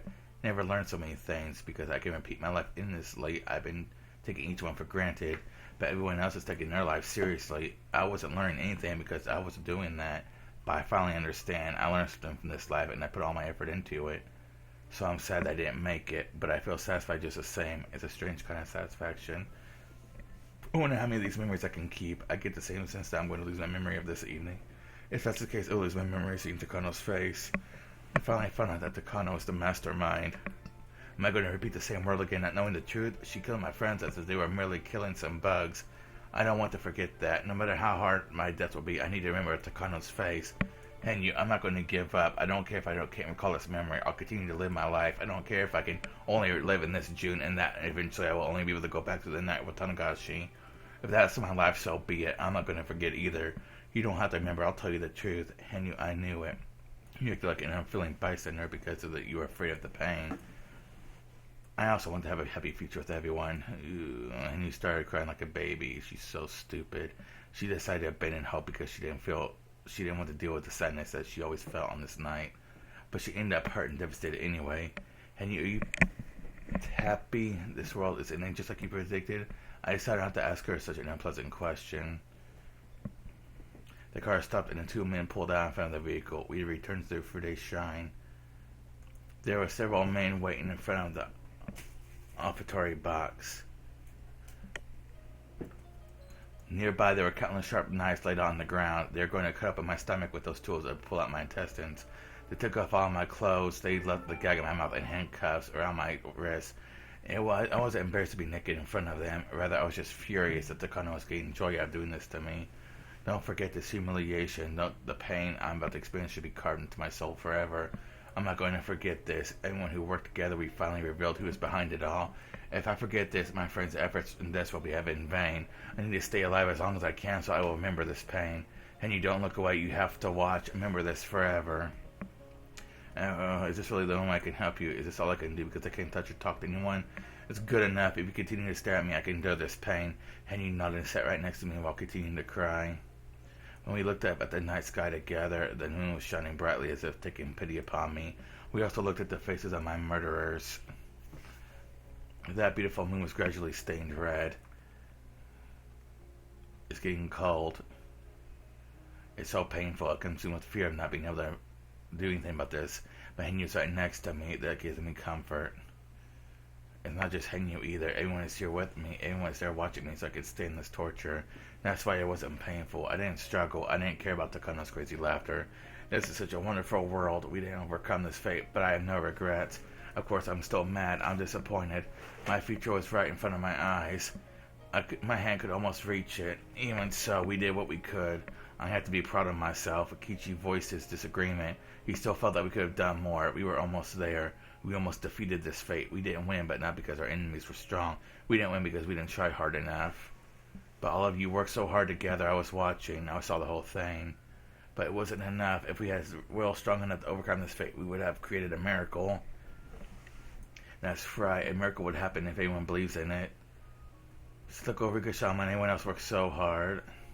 I'm sorry, Rika. You were brave enough to ask us for help, but I couldn't save you. Stuck on my shoulder and cried. And that's true. Everyone worked so hard, but it still didn't work out. Thank you. Thank you all so much. I'm going to die again, but I never felt so good about it. I've learned so many things in this world. Rika Chen, I know. I know why the miracle didn't happen in this world. Rina spoke gently, but wasn't smiling at all. Hey, did anyone really believe that we could create a miracle? If you're hoping for a future, but not everyone believes in it, the miracle won't happen. What are you saying, Rina? We were united. No one had doubts that we could overcome this fate, right, Mion? Yeah, he's right, Rina. Everyone thought we could overcome it. Everyone believes we could. That's quite true. Rika believed in it. She finally believed that with our help, she could change her destiny. I believe in it too, but I think there was someone who didn't believe. Who is that? What? Who can it be? Hey, you. Rina turned to Henry and asked her a question. Did you believe? Did you believe that we could overcome this fate? Even if you can't talk to us or touch us, you can still believe. If you believed in us, the miracle would have happened. Would you really have changed if I believed? I'm powerless existence. I can't do anything. All I can do is watch and accept. You're just saying that because I could have made a miracle happen just by believing? Yeah, you could have. Kichi stated clearly. He wasn't trying to blame her. He was just stating the truth. That's right. There were 6 of us, and we're 7 of them. You believed us long. If you believe along us, we would have numbered 7 souls. A miracle could have happened. You don't make miracles happen by touching something and saying something. You make them happen by believing. And you realize this ending wasn't caused by fate. It was because she didn't believe. In other words, this happened because she was so weak as to accept this fate. She started crying again. We don't even know your name, but you still needed to be brave enough for us to fight this fear and pain. You need to have the courage to defeat us, to defeat fate. If you believe, we'd be moving on in a bright future. If your refusal to believe in it is the sole reason we couldn't reach it, then your responsibility is yours. It was hard to believe Reina could say something so harsh. Her words were piercing Henyu's heart, but those words were necessary for me and her. Only faith can create a miracle. That sounds like something you might hear in a fairy tale. It's not easy to put it into action. People suspect each other. They don't trust others. It's easier not to have hope. It's so difficult to believe. That's why fate can make miracles happen. Don't you realize I can't even touch people? Don't you realize I can't even speak to them? Do you still think I can make a miracle happen just by believing something? Listen, you're talking to me right now. I never talked to you before, but I always knew you were there. I was always thinking about how I could communicate with you. I always knew you were watching. We were all having fun hanging out together. But even if I want to be involved, you guys can see or hear my voice. You'll think that I'm a monster or something. I don't want people to think of me as a monster. But we didn't ever think of you that way. If you're with us, you're our friend. Yeah, we wouldn't call our friend a monster. And so your heart that determines whether you're a monster or not. Right, Shion? Indeed. I guess I'm more like a monster in that sense. You won't call me a monster even though I have horns on my head. We won't call you that just because of the way you look. They're actually cute, you know. Watch out for Reina. She might try and take you home. I realized that when I was standing with everybody, I was looking down at my own body. I see I'm finally dead. I looked at my bloody body by my feet. It upset me that Takano was still enjoying that torture, but that body remained but was nothing but a shell. Are you okay, Rika-chan? Don't you think it's a bit strange to ask that question to a dead person? Anyone smiled wryly. It's my first time feeling so much love and death. Everyone is already dead. That's why I feel so happy to be dead, to join them. Suddenly the world got dark and my own body started to sink downward.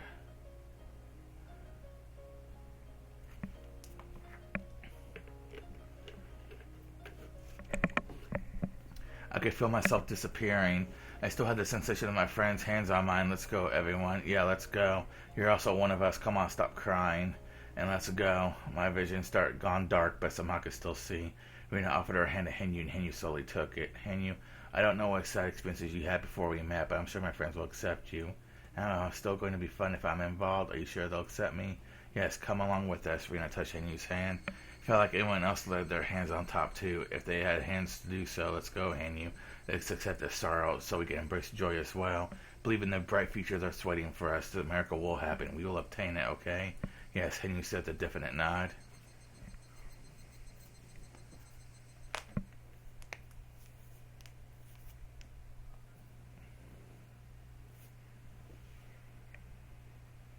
What's outside of the well? Is it something worth fighting for? What's outside of the well? Is it something worth getting hurt for? What's outside of the well? I'm going to fight and get hurt in order to find out. I'm sure it's waiting. It's a beautiful world again. And if I get to the bottom of the well again, the key to the new world is my willingness to get out of here. Even if I can't get out or not, I will eventually get to the new world.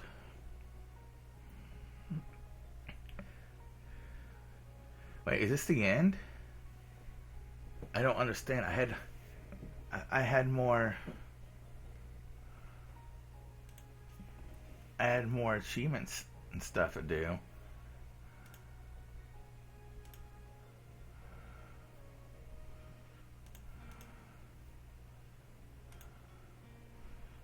I'm going to let this credits roll, but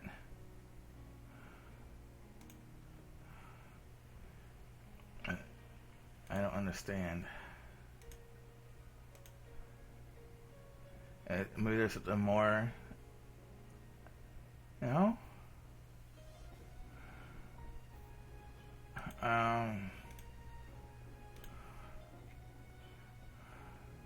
Oh no. I guess this was I didn't realize this was going to be the last video. Wow. Yeah, Even though probably anyone who actually gets to this far into this video, I can't actually see. I can't understand what any of this credits say, but I'm letting them roll anyway. It's going to be like a 2-hour long video. Once I edit this into my other one, because the other one was like a little over an hour and a half long, but my computer kept lagging, locking up, so I had to stop and restart it. So that's when we edited together. Wow, I didn't really expect this. It's so sick for so long, and still am. I kind of, thought I had a little bit more to this. I thought I had at least another few videos for this. But I kind of like that ending. There is obviously another, I think there's at least 1 or 2 more main Higurashi games, I think. And I think the other ones were supposed to be like spin-offs or side stories and stuff, I think. So it's something like that, around there. So I think there's just 1 more, though. I can't remember. For 1 more main story, one that conclude the entire Higurashi series. Which is great. Hopefully that gets released someday.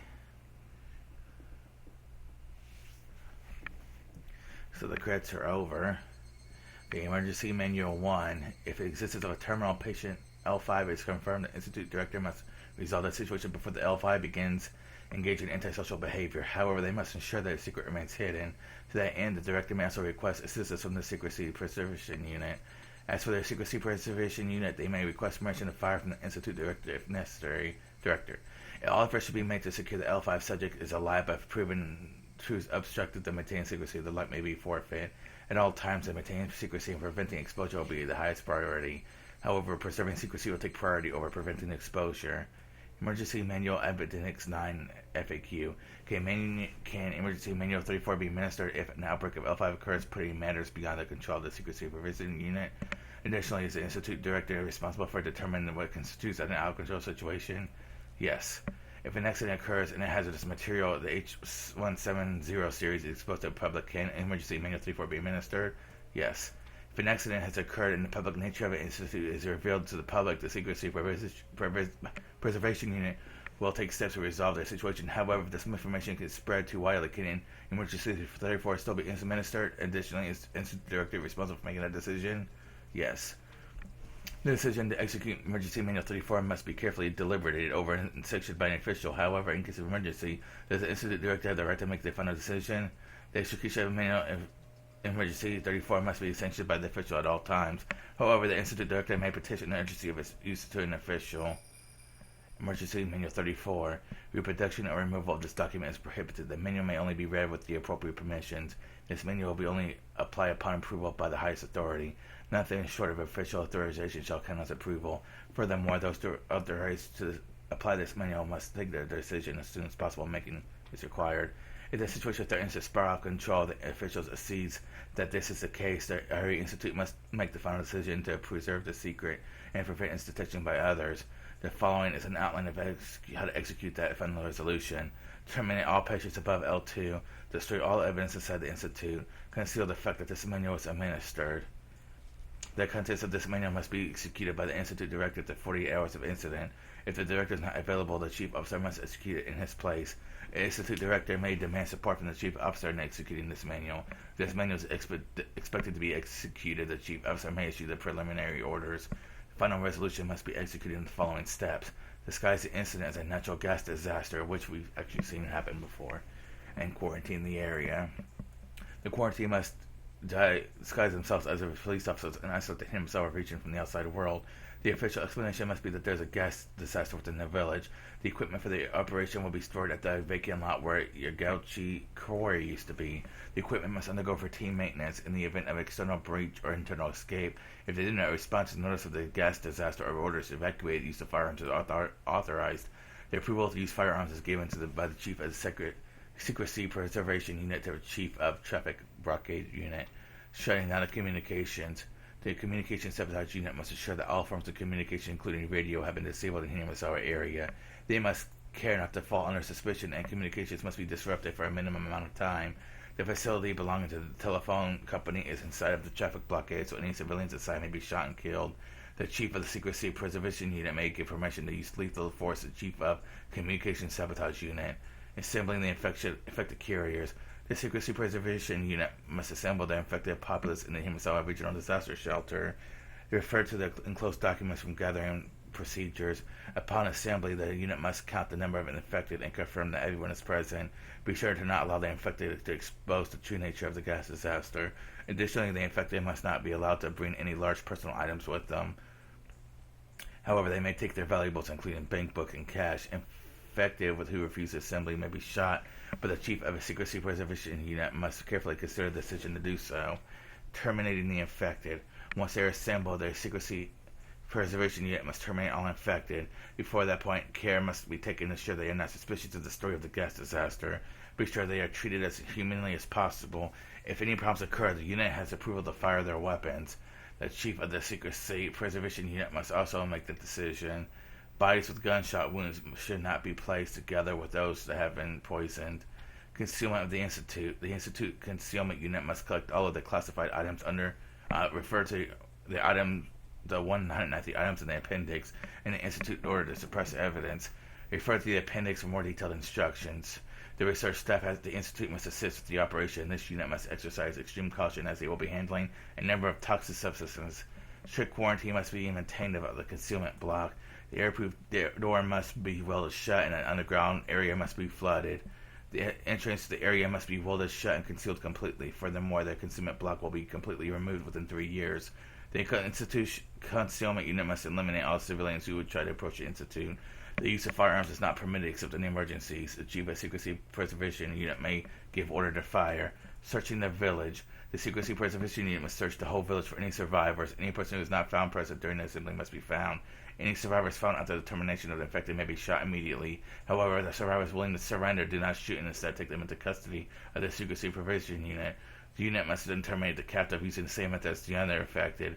Post-mission transfer to general forces. Transfer the job to the official disaster recovery team. Make sure not to arouse suspicion. Complete withdrawal. After the completion of all the operations, the secrecy protection unit will retreat from the Hinamasawa area. They must be careful not to be suspected by the disaster recovery team. Furthermore, the Institute will continue to secure the concealment block until a complete removal is finished.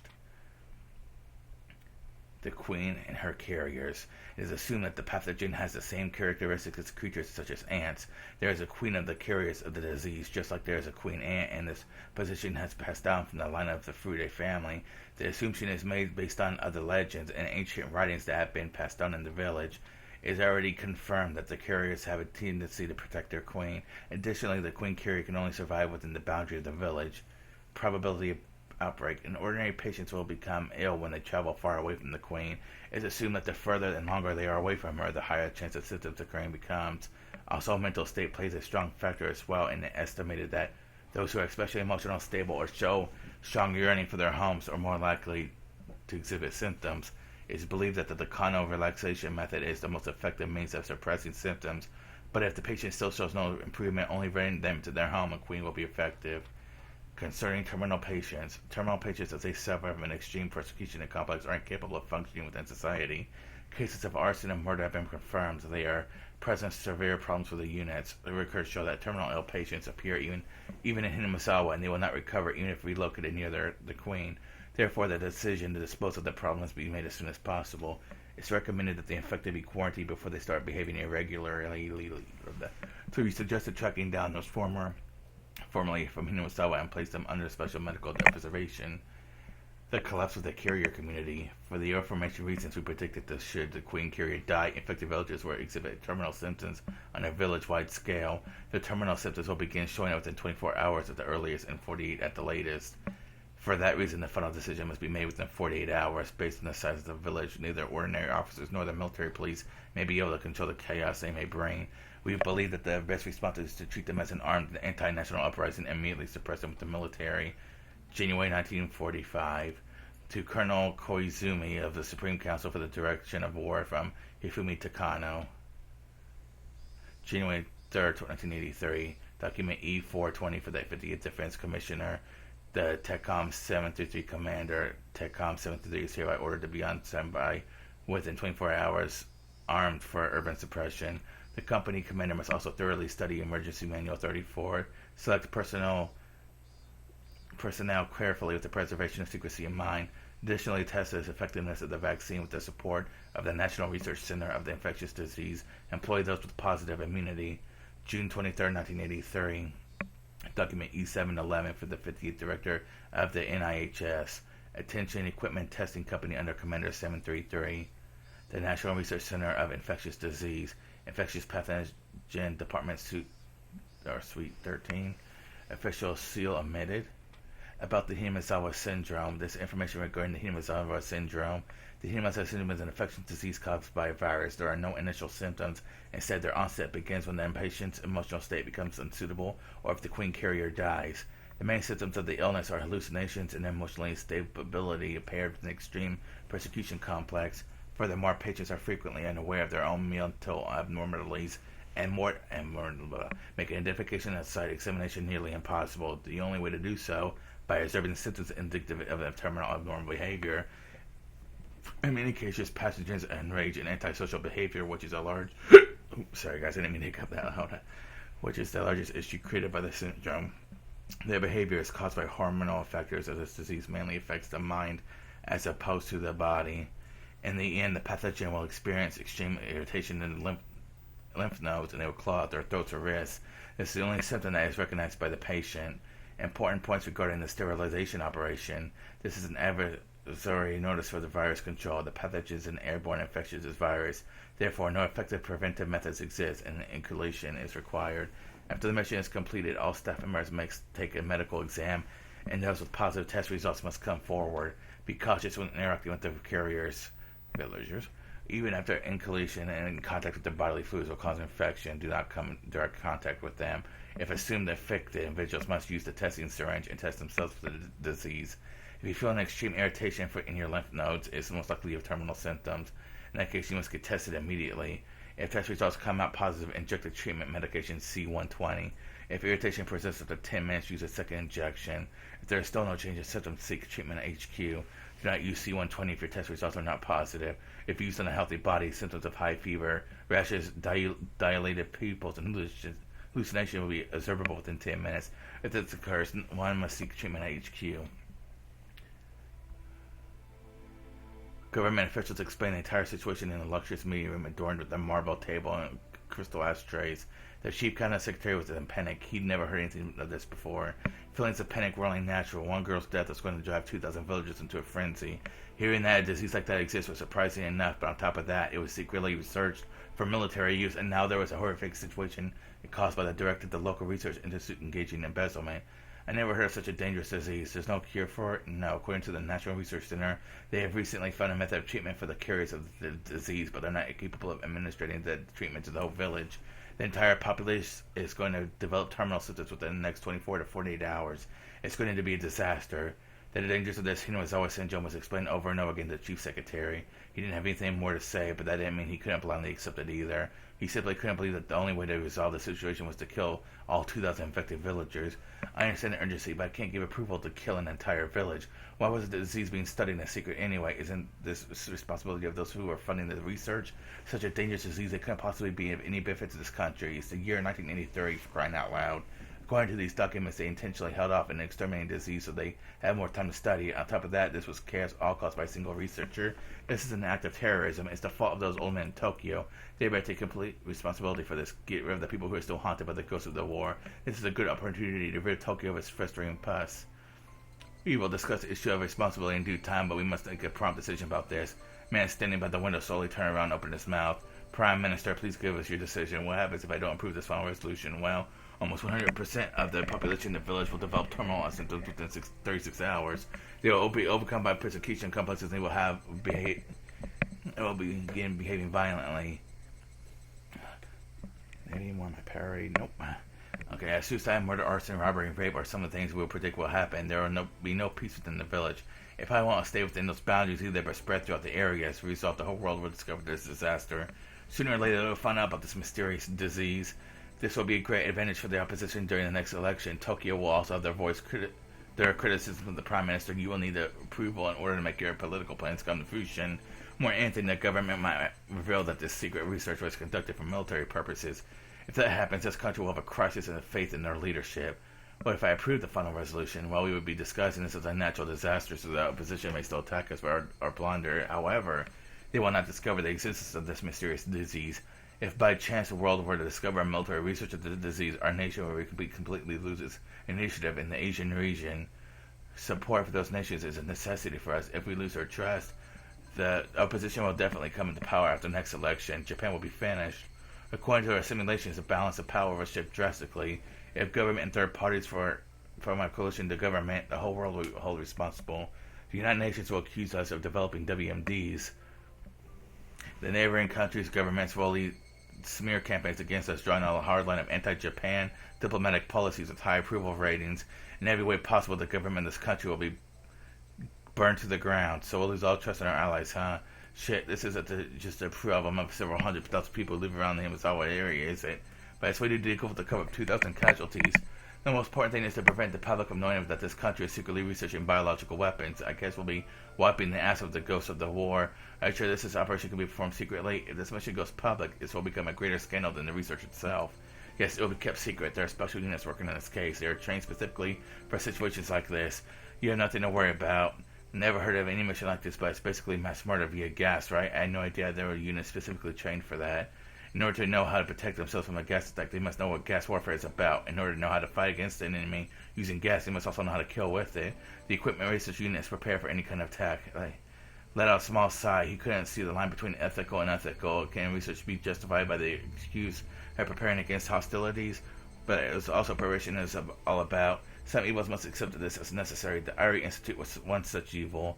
We have to make a secret decision in order to keep this research undisclosed. Approving this is going to make us guilty. Are you sure that information will not leak from the members of this unit? That will not happen. Their members are carefully selected from a group of extremely loyal men.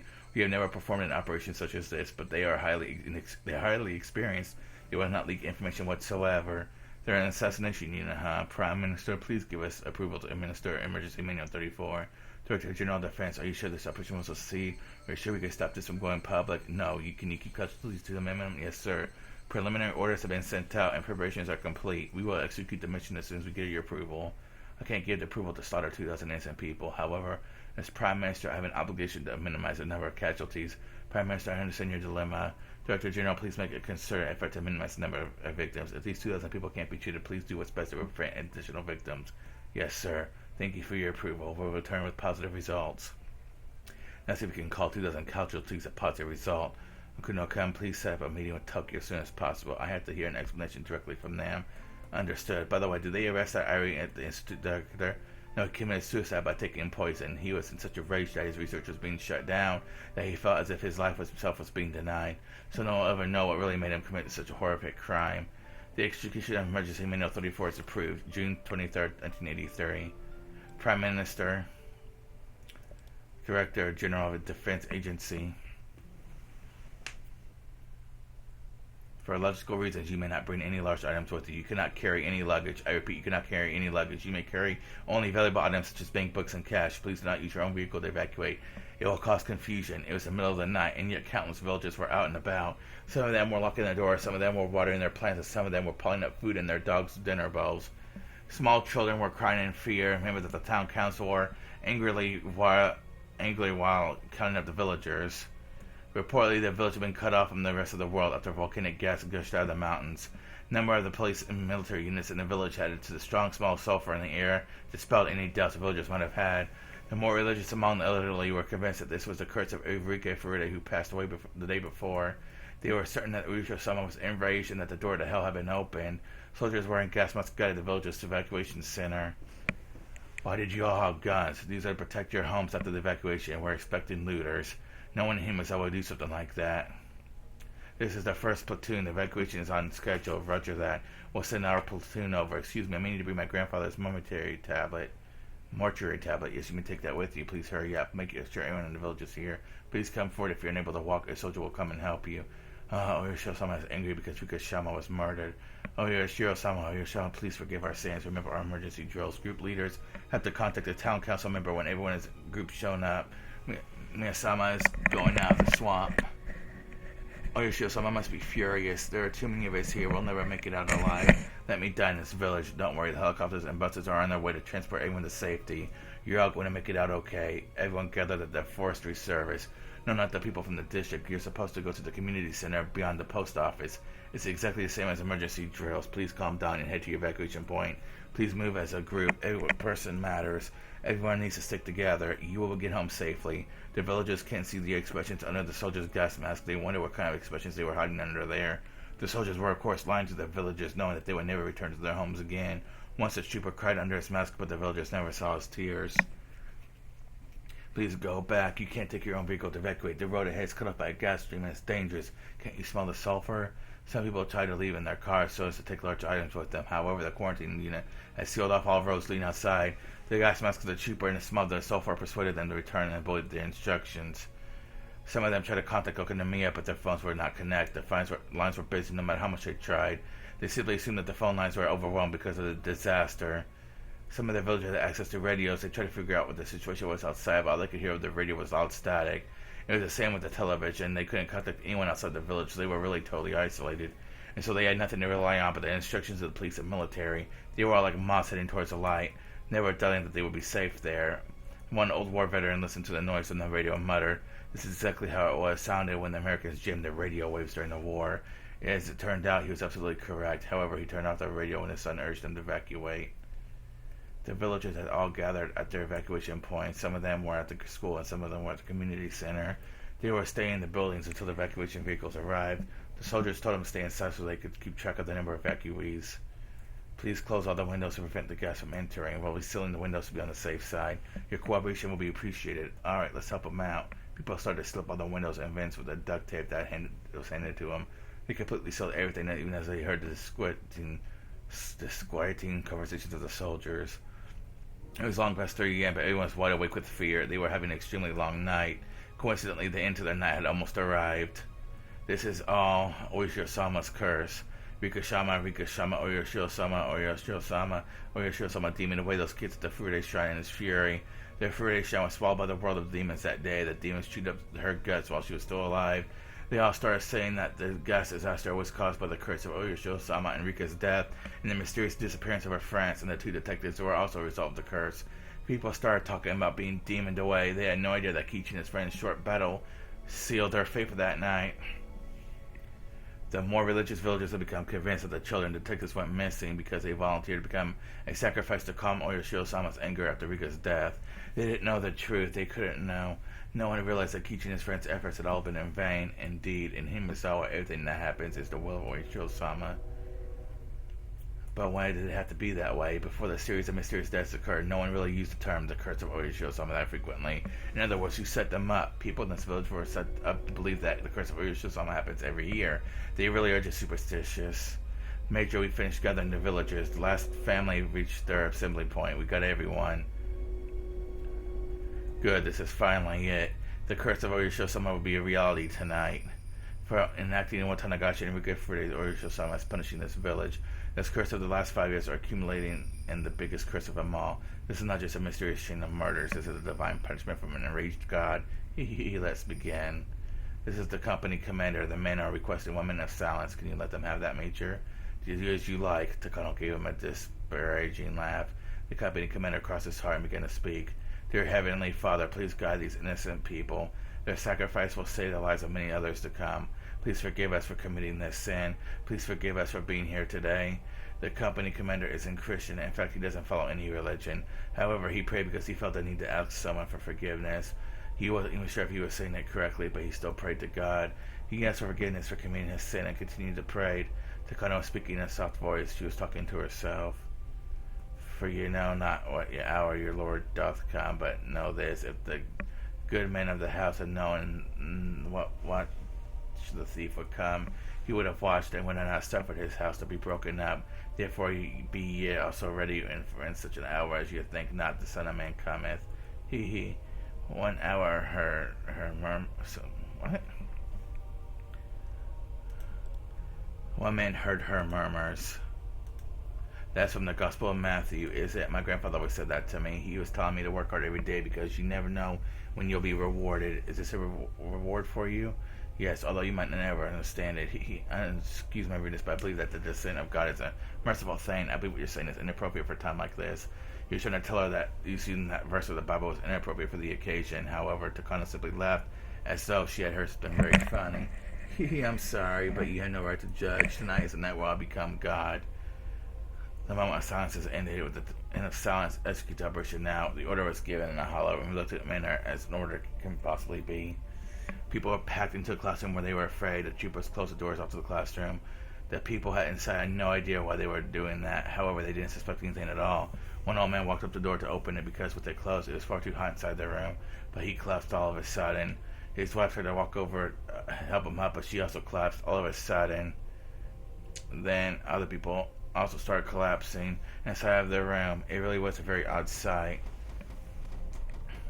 What would make for a good example, it would be pretty amusing if they were dominoes. However, they were human beings. People sitting by the window watched this strange event happen before their eyes. Before they opened those eyes wider to try and understand what's going on.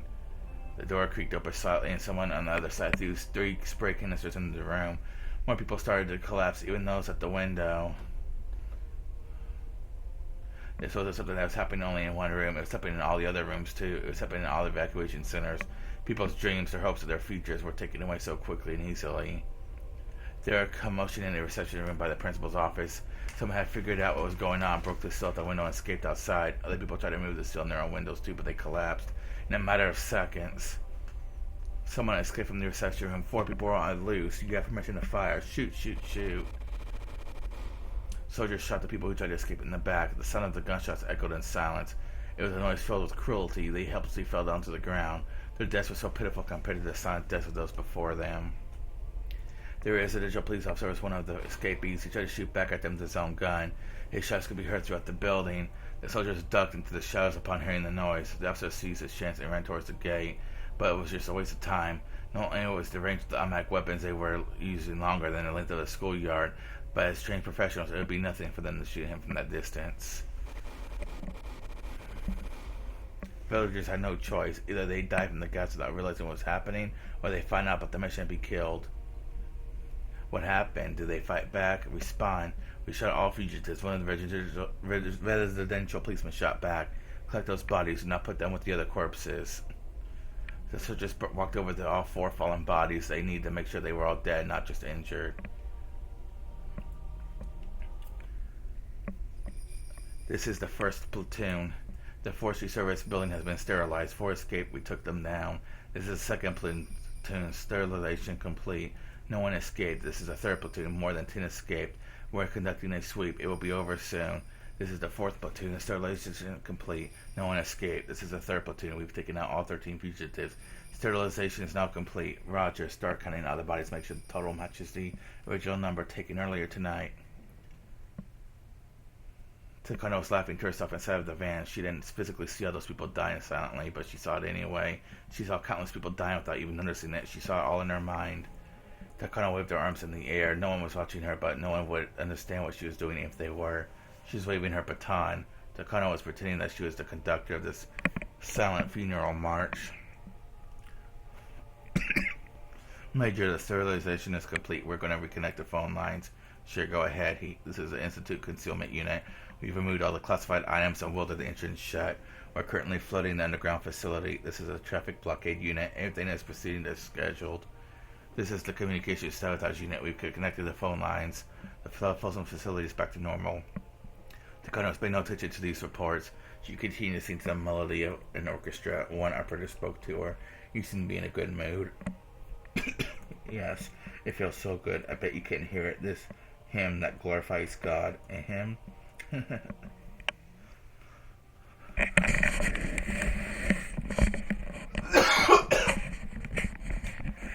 Hopefully that wasn't too loud for you guys. Okay, Takano laughed loudly, spreading her arms wide. And that's right, the hymn. I knew God has descended to this village. There was no God in Hinamizawa, or it's just almost just a name. This was an old backwater village with no real God, but I brought a God to this place. Do you understand what that means? I bet you don't. How many of those gods in this world have the power to curse people? How many of them can challenge people? None of them, but I did it. Takano laughed as if she was the only one who could comprehend what she was saying. Now the operators inside the car would comprehend her laughter. The Kano was satisfied to know that a god is not a god without a curse. Gods are feared because of their curses, but in their worship because of their fear. That's the truth about gods. If faith alone is what creates a god, there's no need for curses. But the ancient gods have all cursed humans. But the one about God's curse is to prove that God is real. Gods aren't gods if they don't curse people. I found evidence of the existence of God in this poor village. I thought this was a message from heaven. Himself was without a god for hundreds of years until the end of the damn conflict. I believe it's been my mission to restore the God's existence in this village. Heaven supported me to grant to me all power. I've raised the bud of a cursed plant with the faint seeds of coincidence granted to me by heaven. And now this budding curse bears fruit and hangs ripe. Do you understand? Tonight is the night of the harvest. This is the final curse of Oyashio-sama. In this day forth, Oyashio-sama will be a real god. You may not see it now, but someday you will understand. You'll see how great this plan I accomplished was. I will be told in history and how great I will become. God's curse, I make that curse happen. I am the curse of Oyashio-sama. Worship me and be fearful. I'm creating not only death, I'm writing history. History will speak of this curse, and then remember my existence forever. I'm the curse itself. I've considered this flesh. My legend will endure forever beyond my mortal life. My existence is eternal now. Curse yourselves and curse your powerlessness. Realize how great I am. I am Oyashio-sama. I am God now. My flesh may die eventually, but I'll remain in this world forever.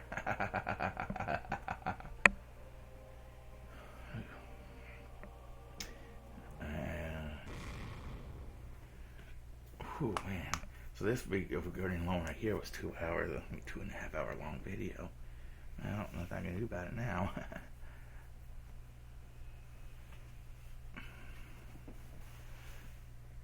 Okay, a black screen. New tip.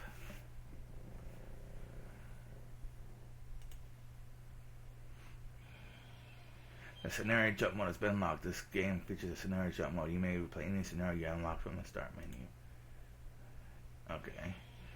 The tips for game is unlocked. You know, let's see. The tips you unlock before I read them in extra time for this. Okay. The staff room is unlocked. This is a message for purchase in the game. Go there, select the title. Okay.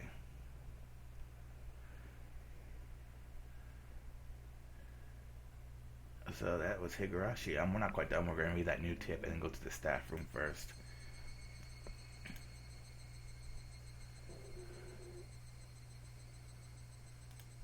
Extra. We didn't get to read the fragments in yet.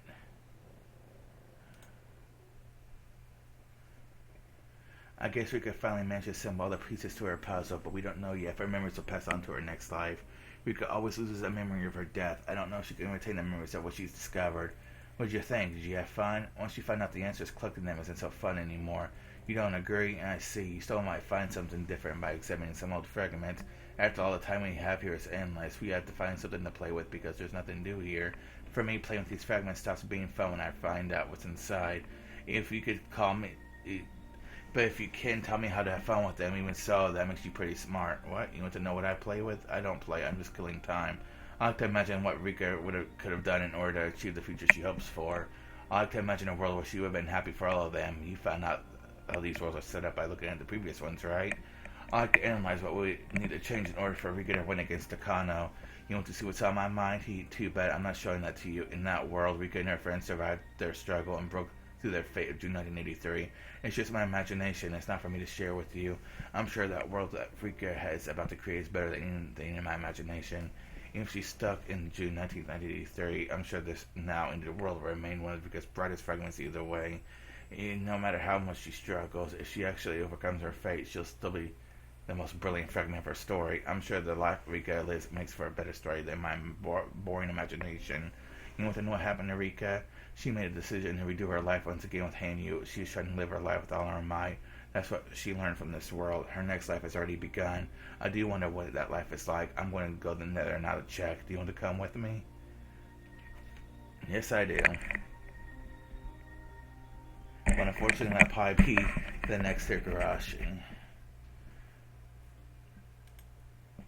But let's go ahead and see what the staff room dude. Usually you just talk to like a developer note kind of deal. Yeah, so hello, this is Ch.7. Thank you for playing Higurashi When They Cry. Kai, Ch.7, Minagoroshi. This time around, the scenario is almost like the insert page in this book of riddles. or maybe the scenario is like a side dish we enjoyed alongside all the scenarios up until now. You can take it how you like. I just hope you enjoyed it. I was very nervous about releasing this scenario because a mystery is only good when it's still a mystery. This scenario marks the end of that mystery. To be honest, I didn't want to release this chapter for a while. However, way too many similar stories are being published with no answers at all. A book of riddles mean nothing if there's no answer page in the back. Coming up with an answer when you have no way to see if it's right or not is a little sad, I think. If there are no answers, you can't get any joy out of reading a book of riddles. I regret to see there are too many stories out there that don't offer any kind of this kind of joy. That's why I decided to release something that you can compare your answers to for the series. Since this world had a rather irregular presentation, there may not have been many people who reached what might be called the right answer. When it's not really about whether your answer was right or wrong, it's much more about how many questions you raised when reading the story and how many answers you were able to find. Thank you all very much for the solutions you sent me. They were all wonderful theories. Some were thought out so much more than the actual story that I frequently thought about making them the right answer. Your also support has given me courage to finish writing the 7th chapter of this series. Thank you very much for supporting Higurashi. Finally, I'd like to apologize about how I portrayed the Child Constellation Center. I don't know what it was like in 1983, but Child Constellation Centers are not mean places like I depicted in my story. I made the characters look so unfeeling, but in reality, the government today is the number one hero for civilians. In fact, those involved with child welfare and youth education are extremely passionate and selflessly devoted people. I'm sorry for giving them such a negative image in this chapter.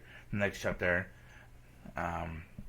because the last one, I said, there's only going to be one or two more main ones, and then they're supposed to be releasing more, Manga Gamer, the English Steam publisher, is supposed to be releasing, like, the side stories and stuff.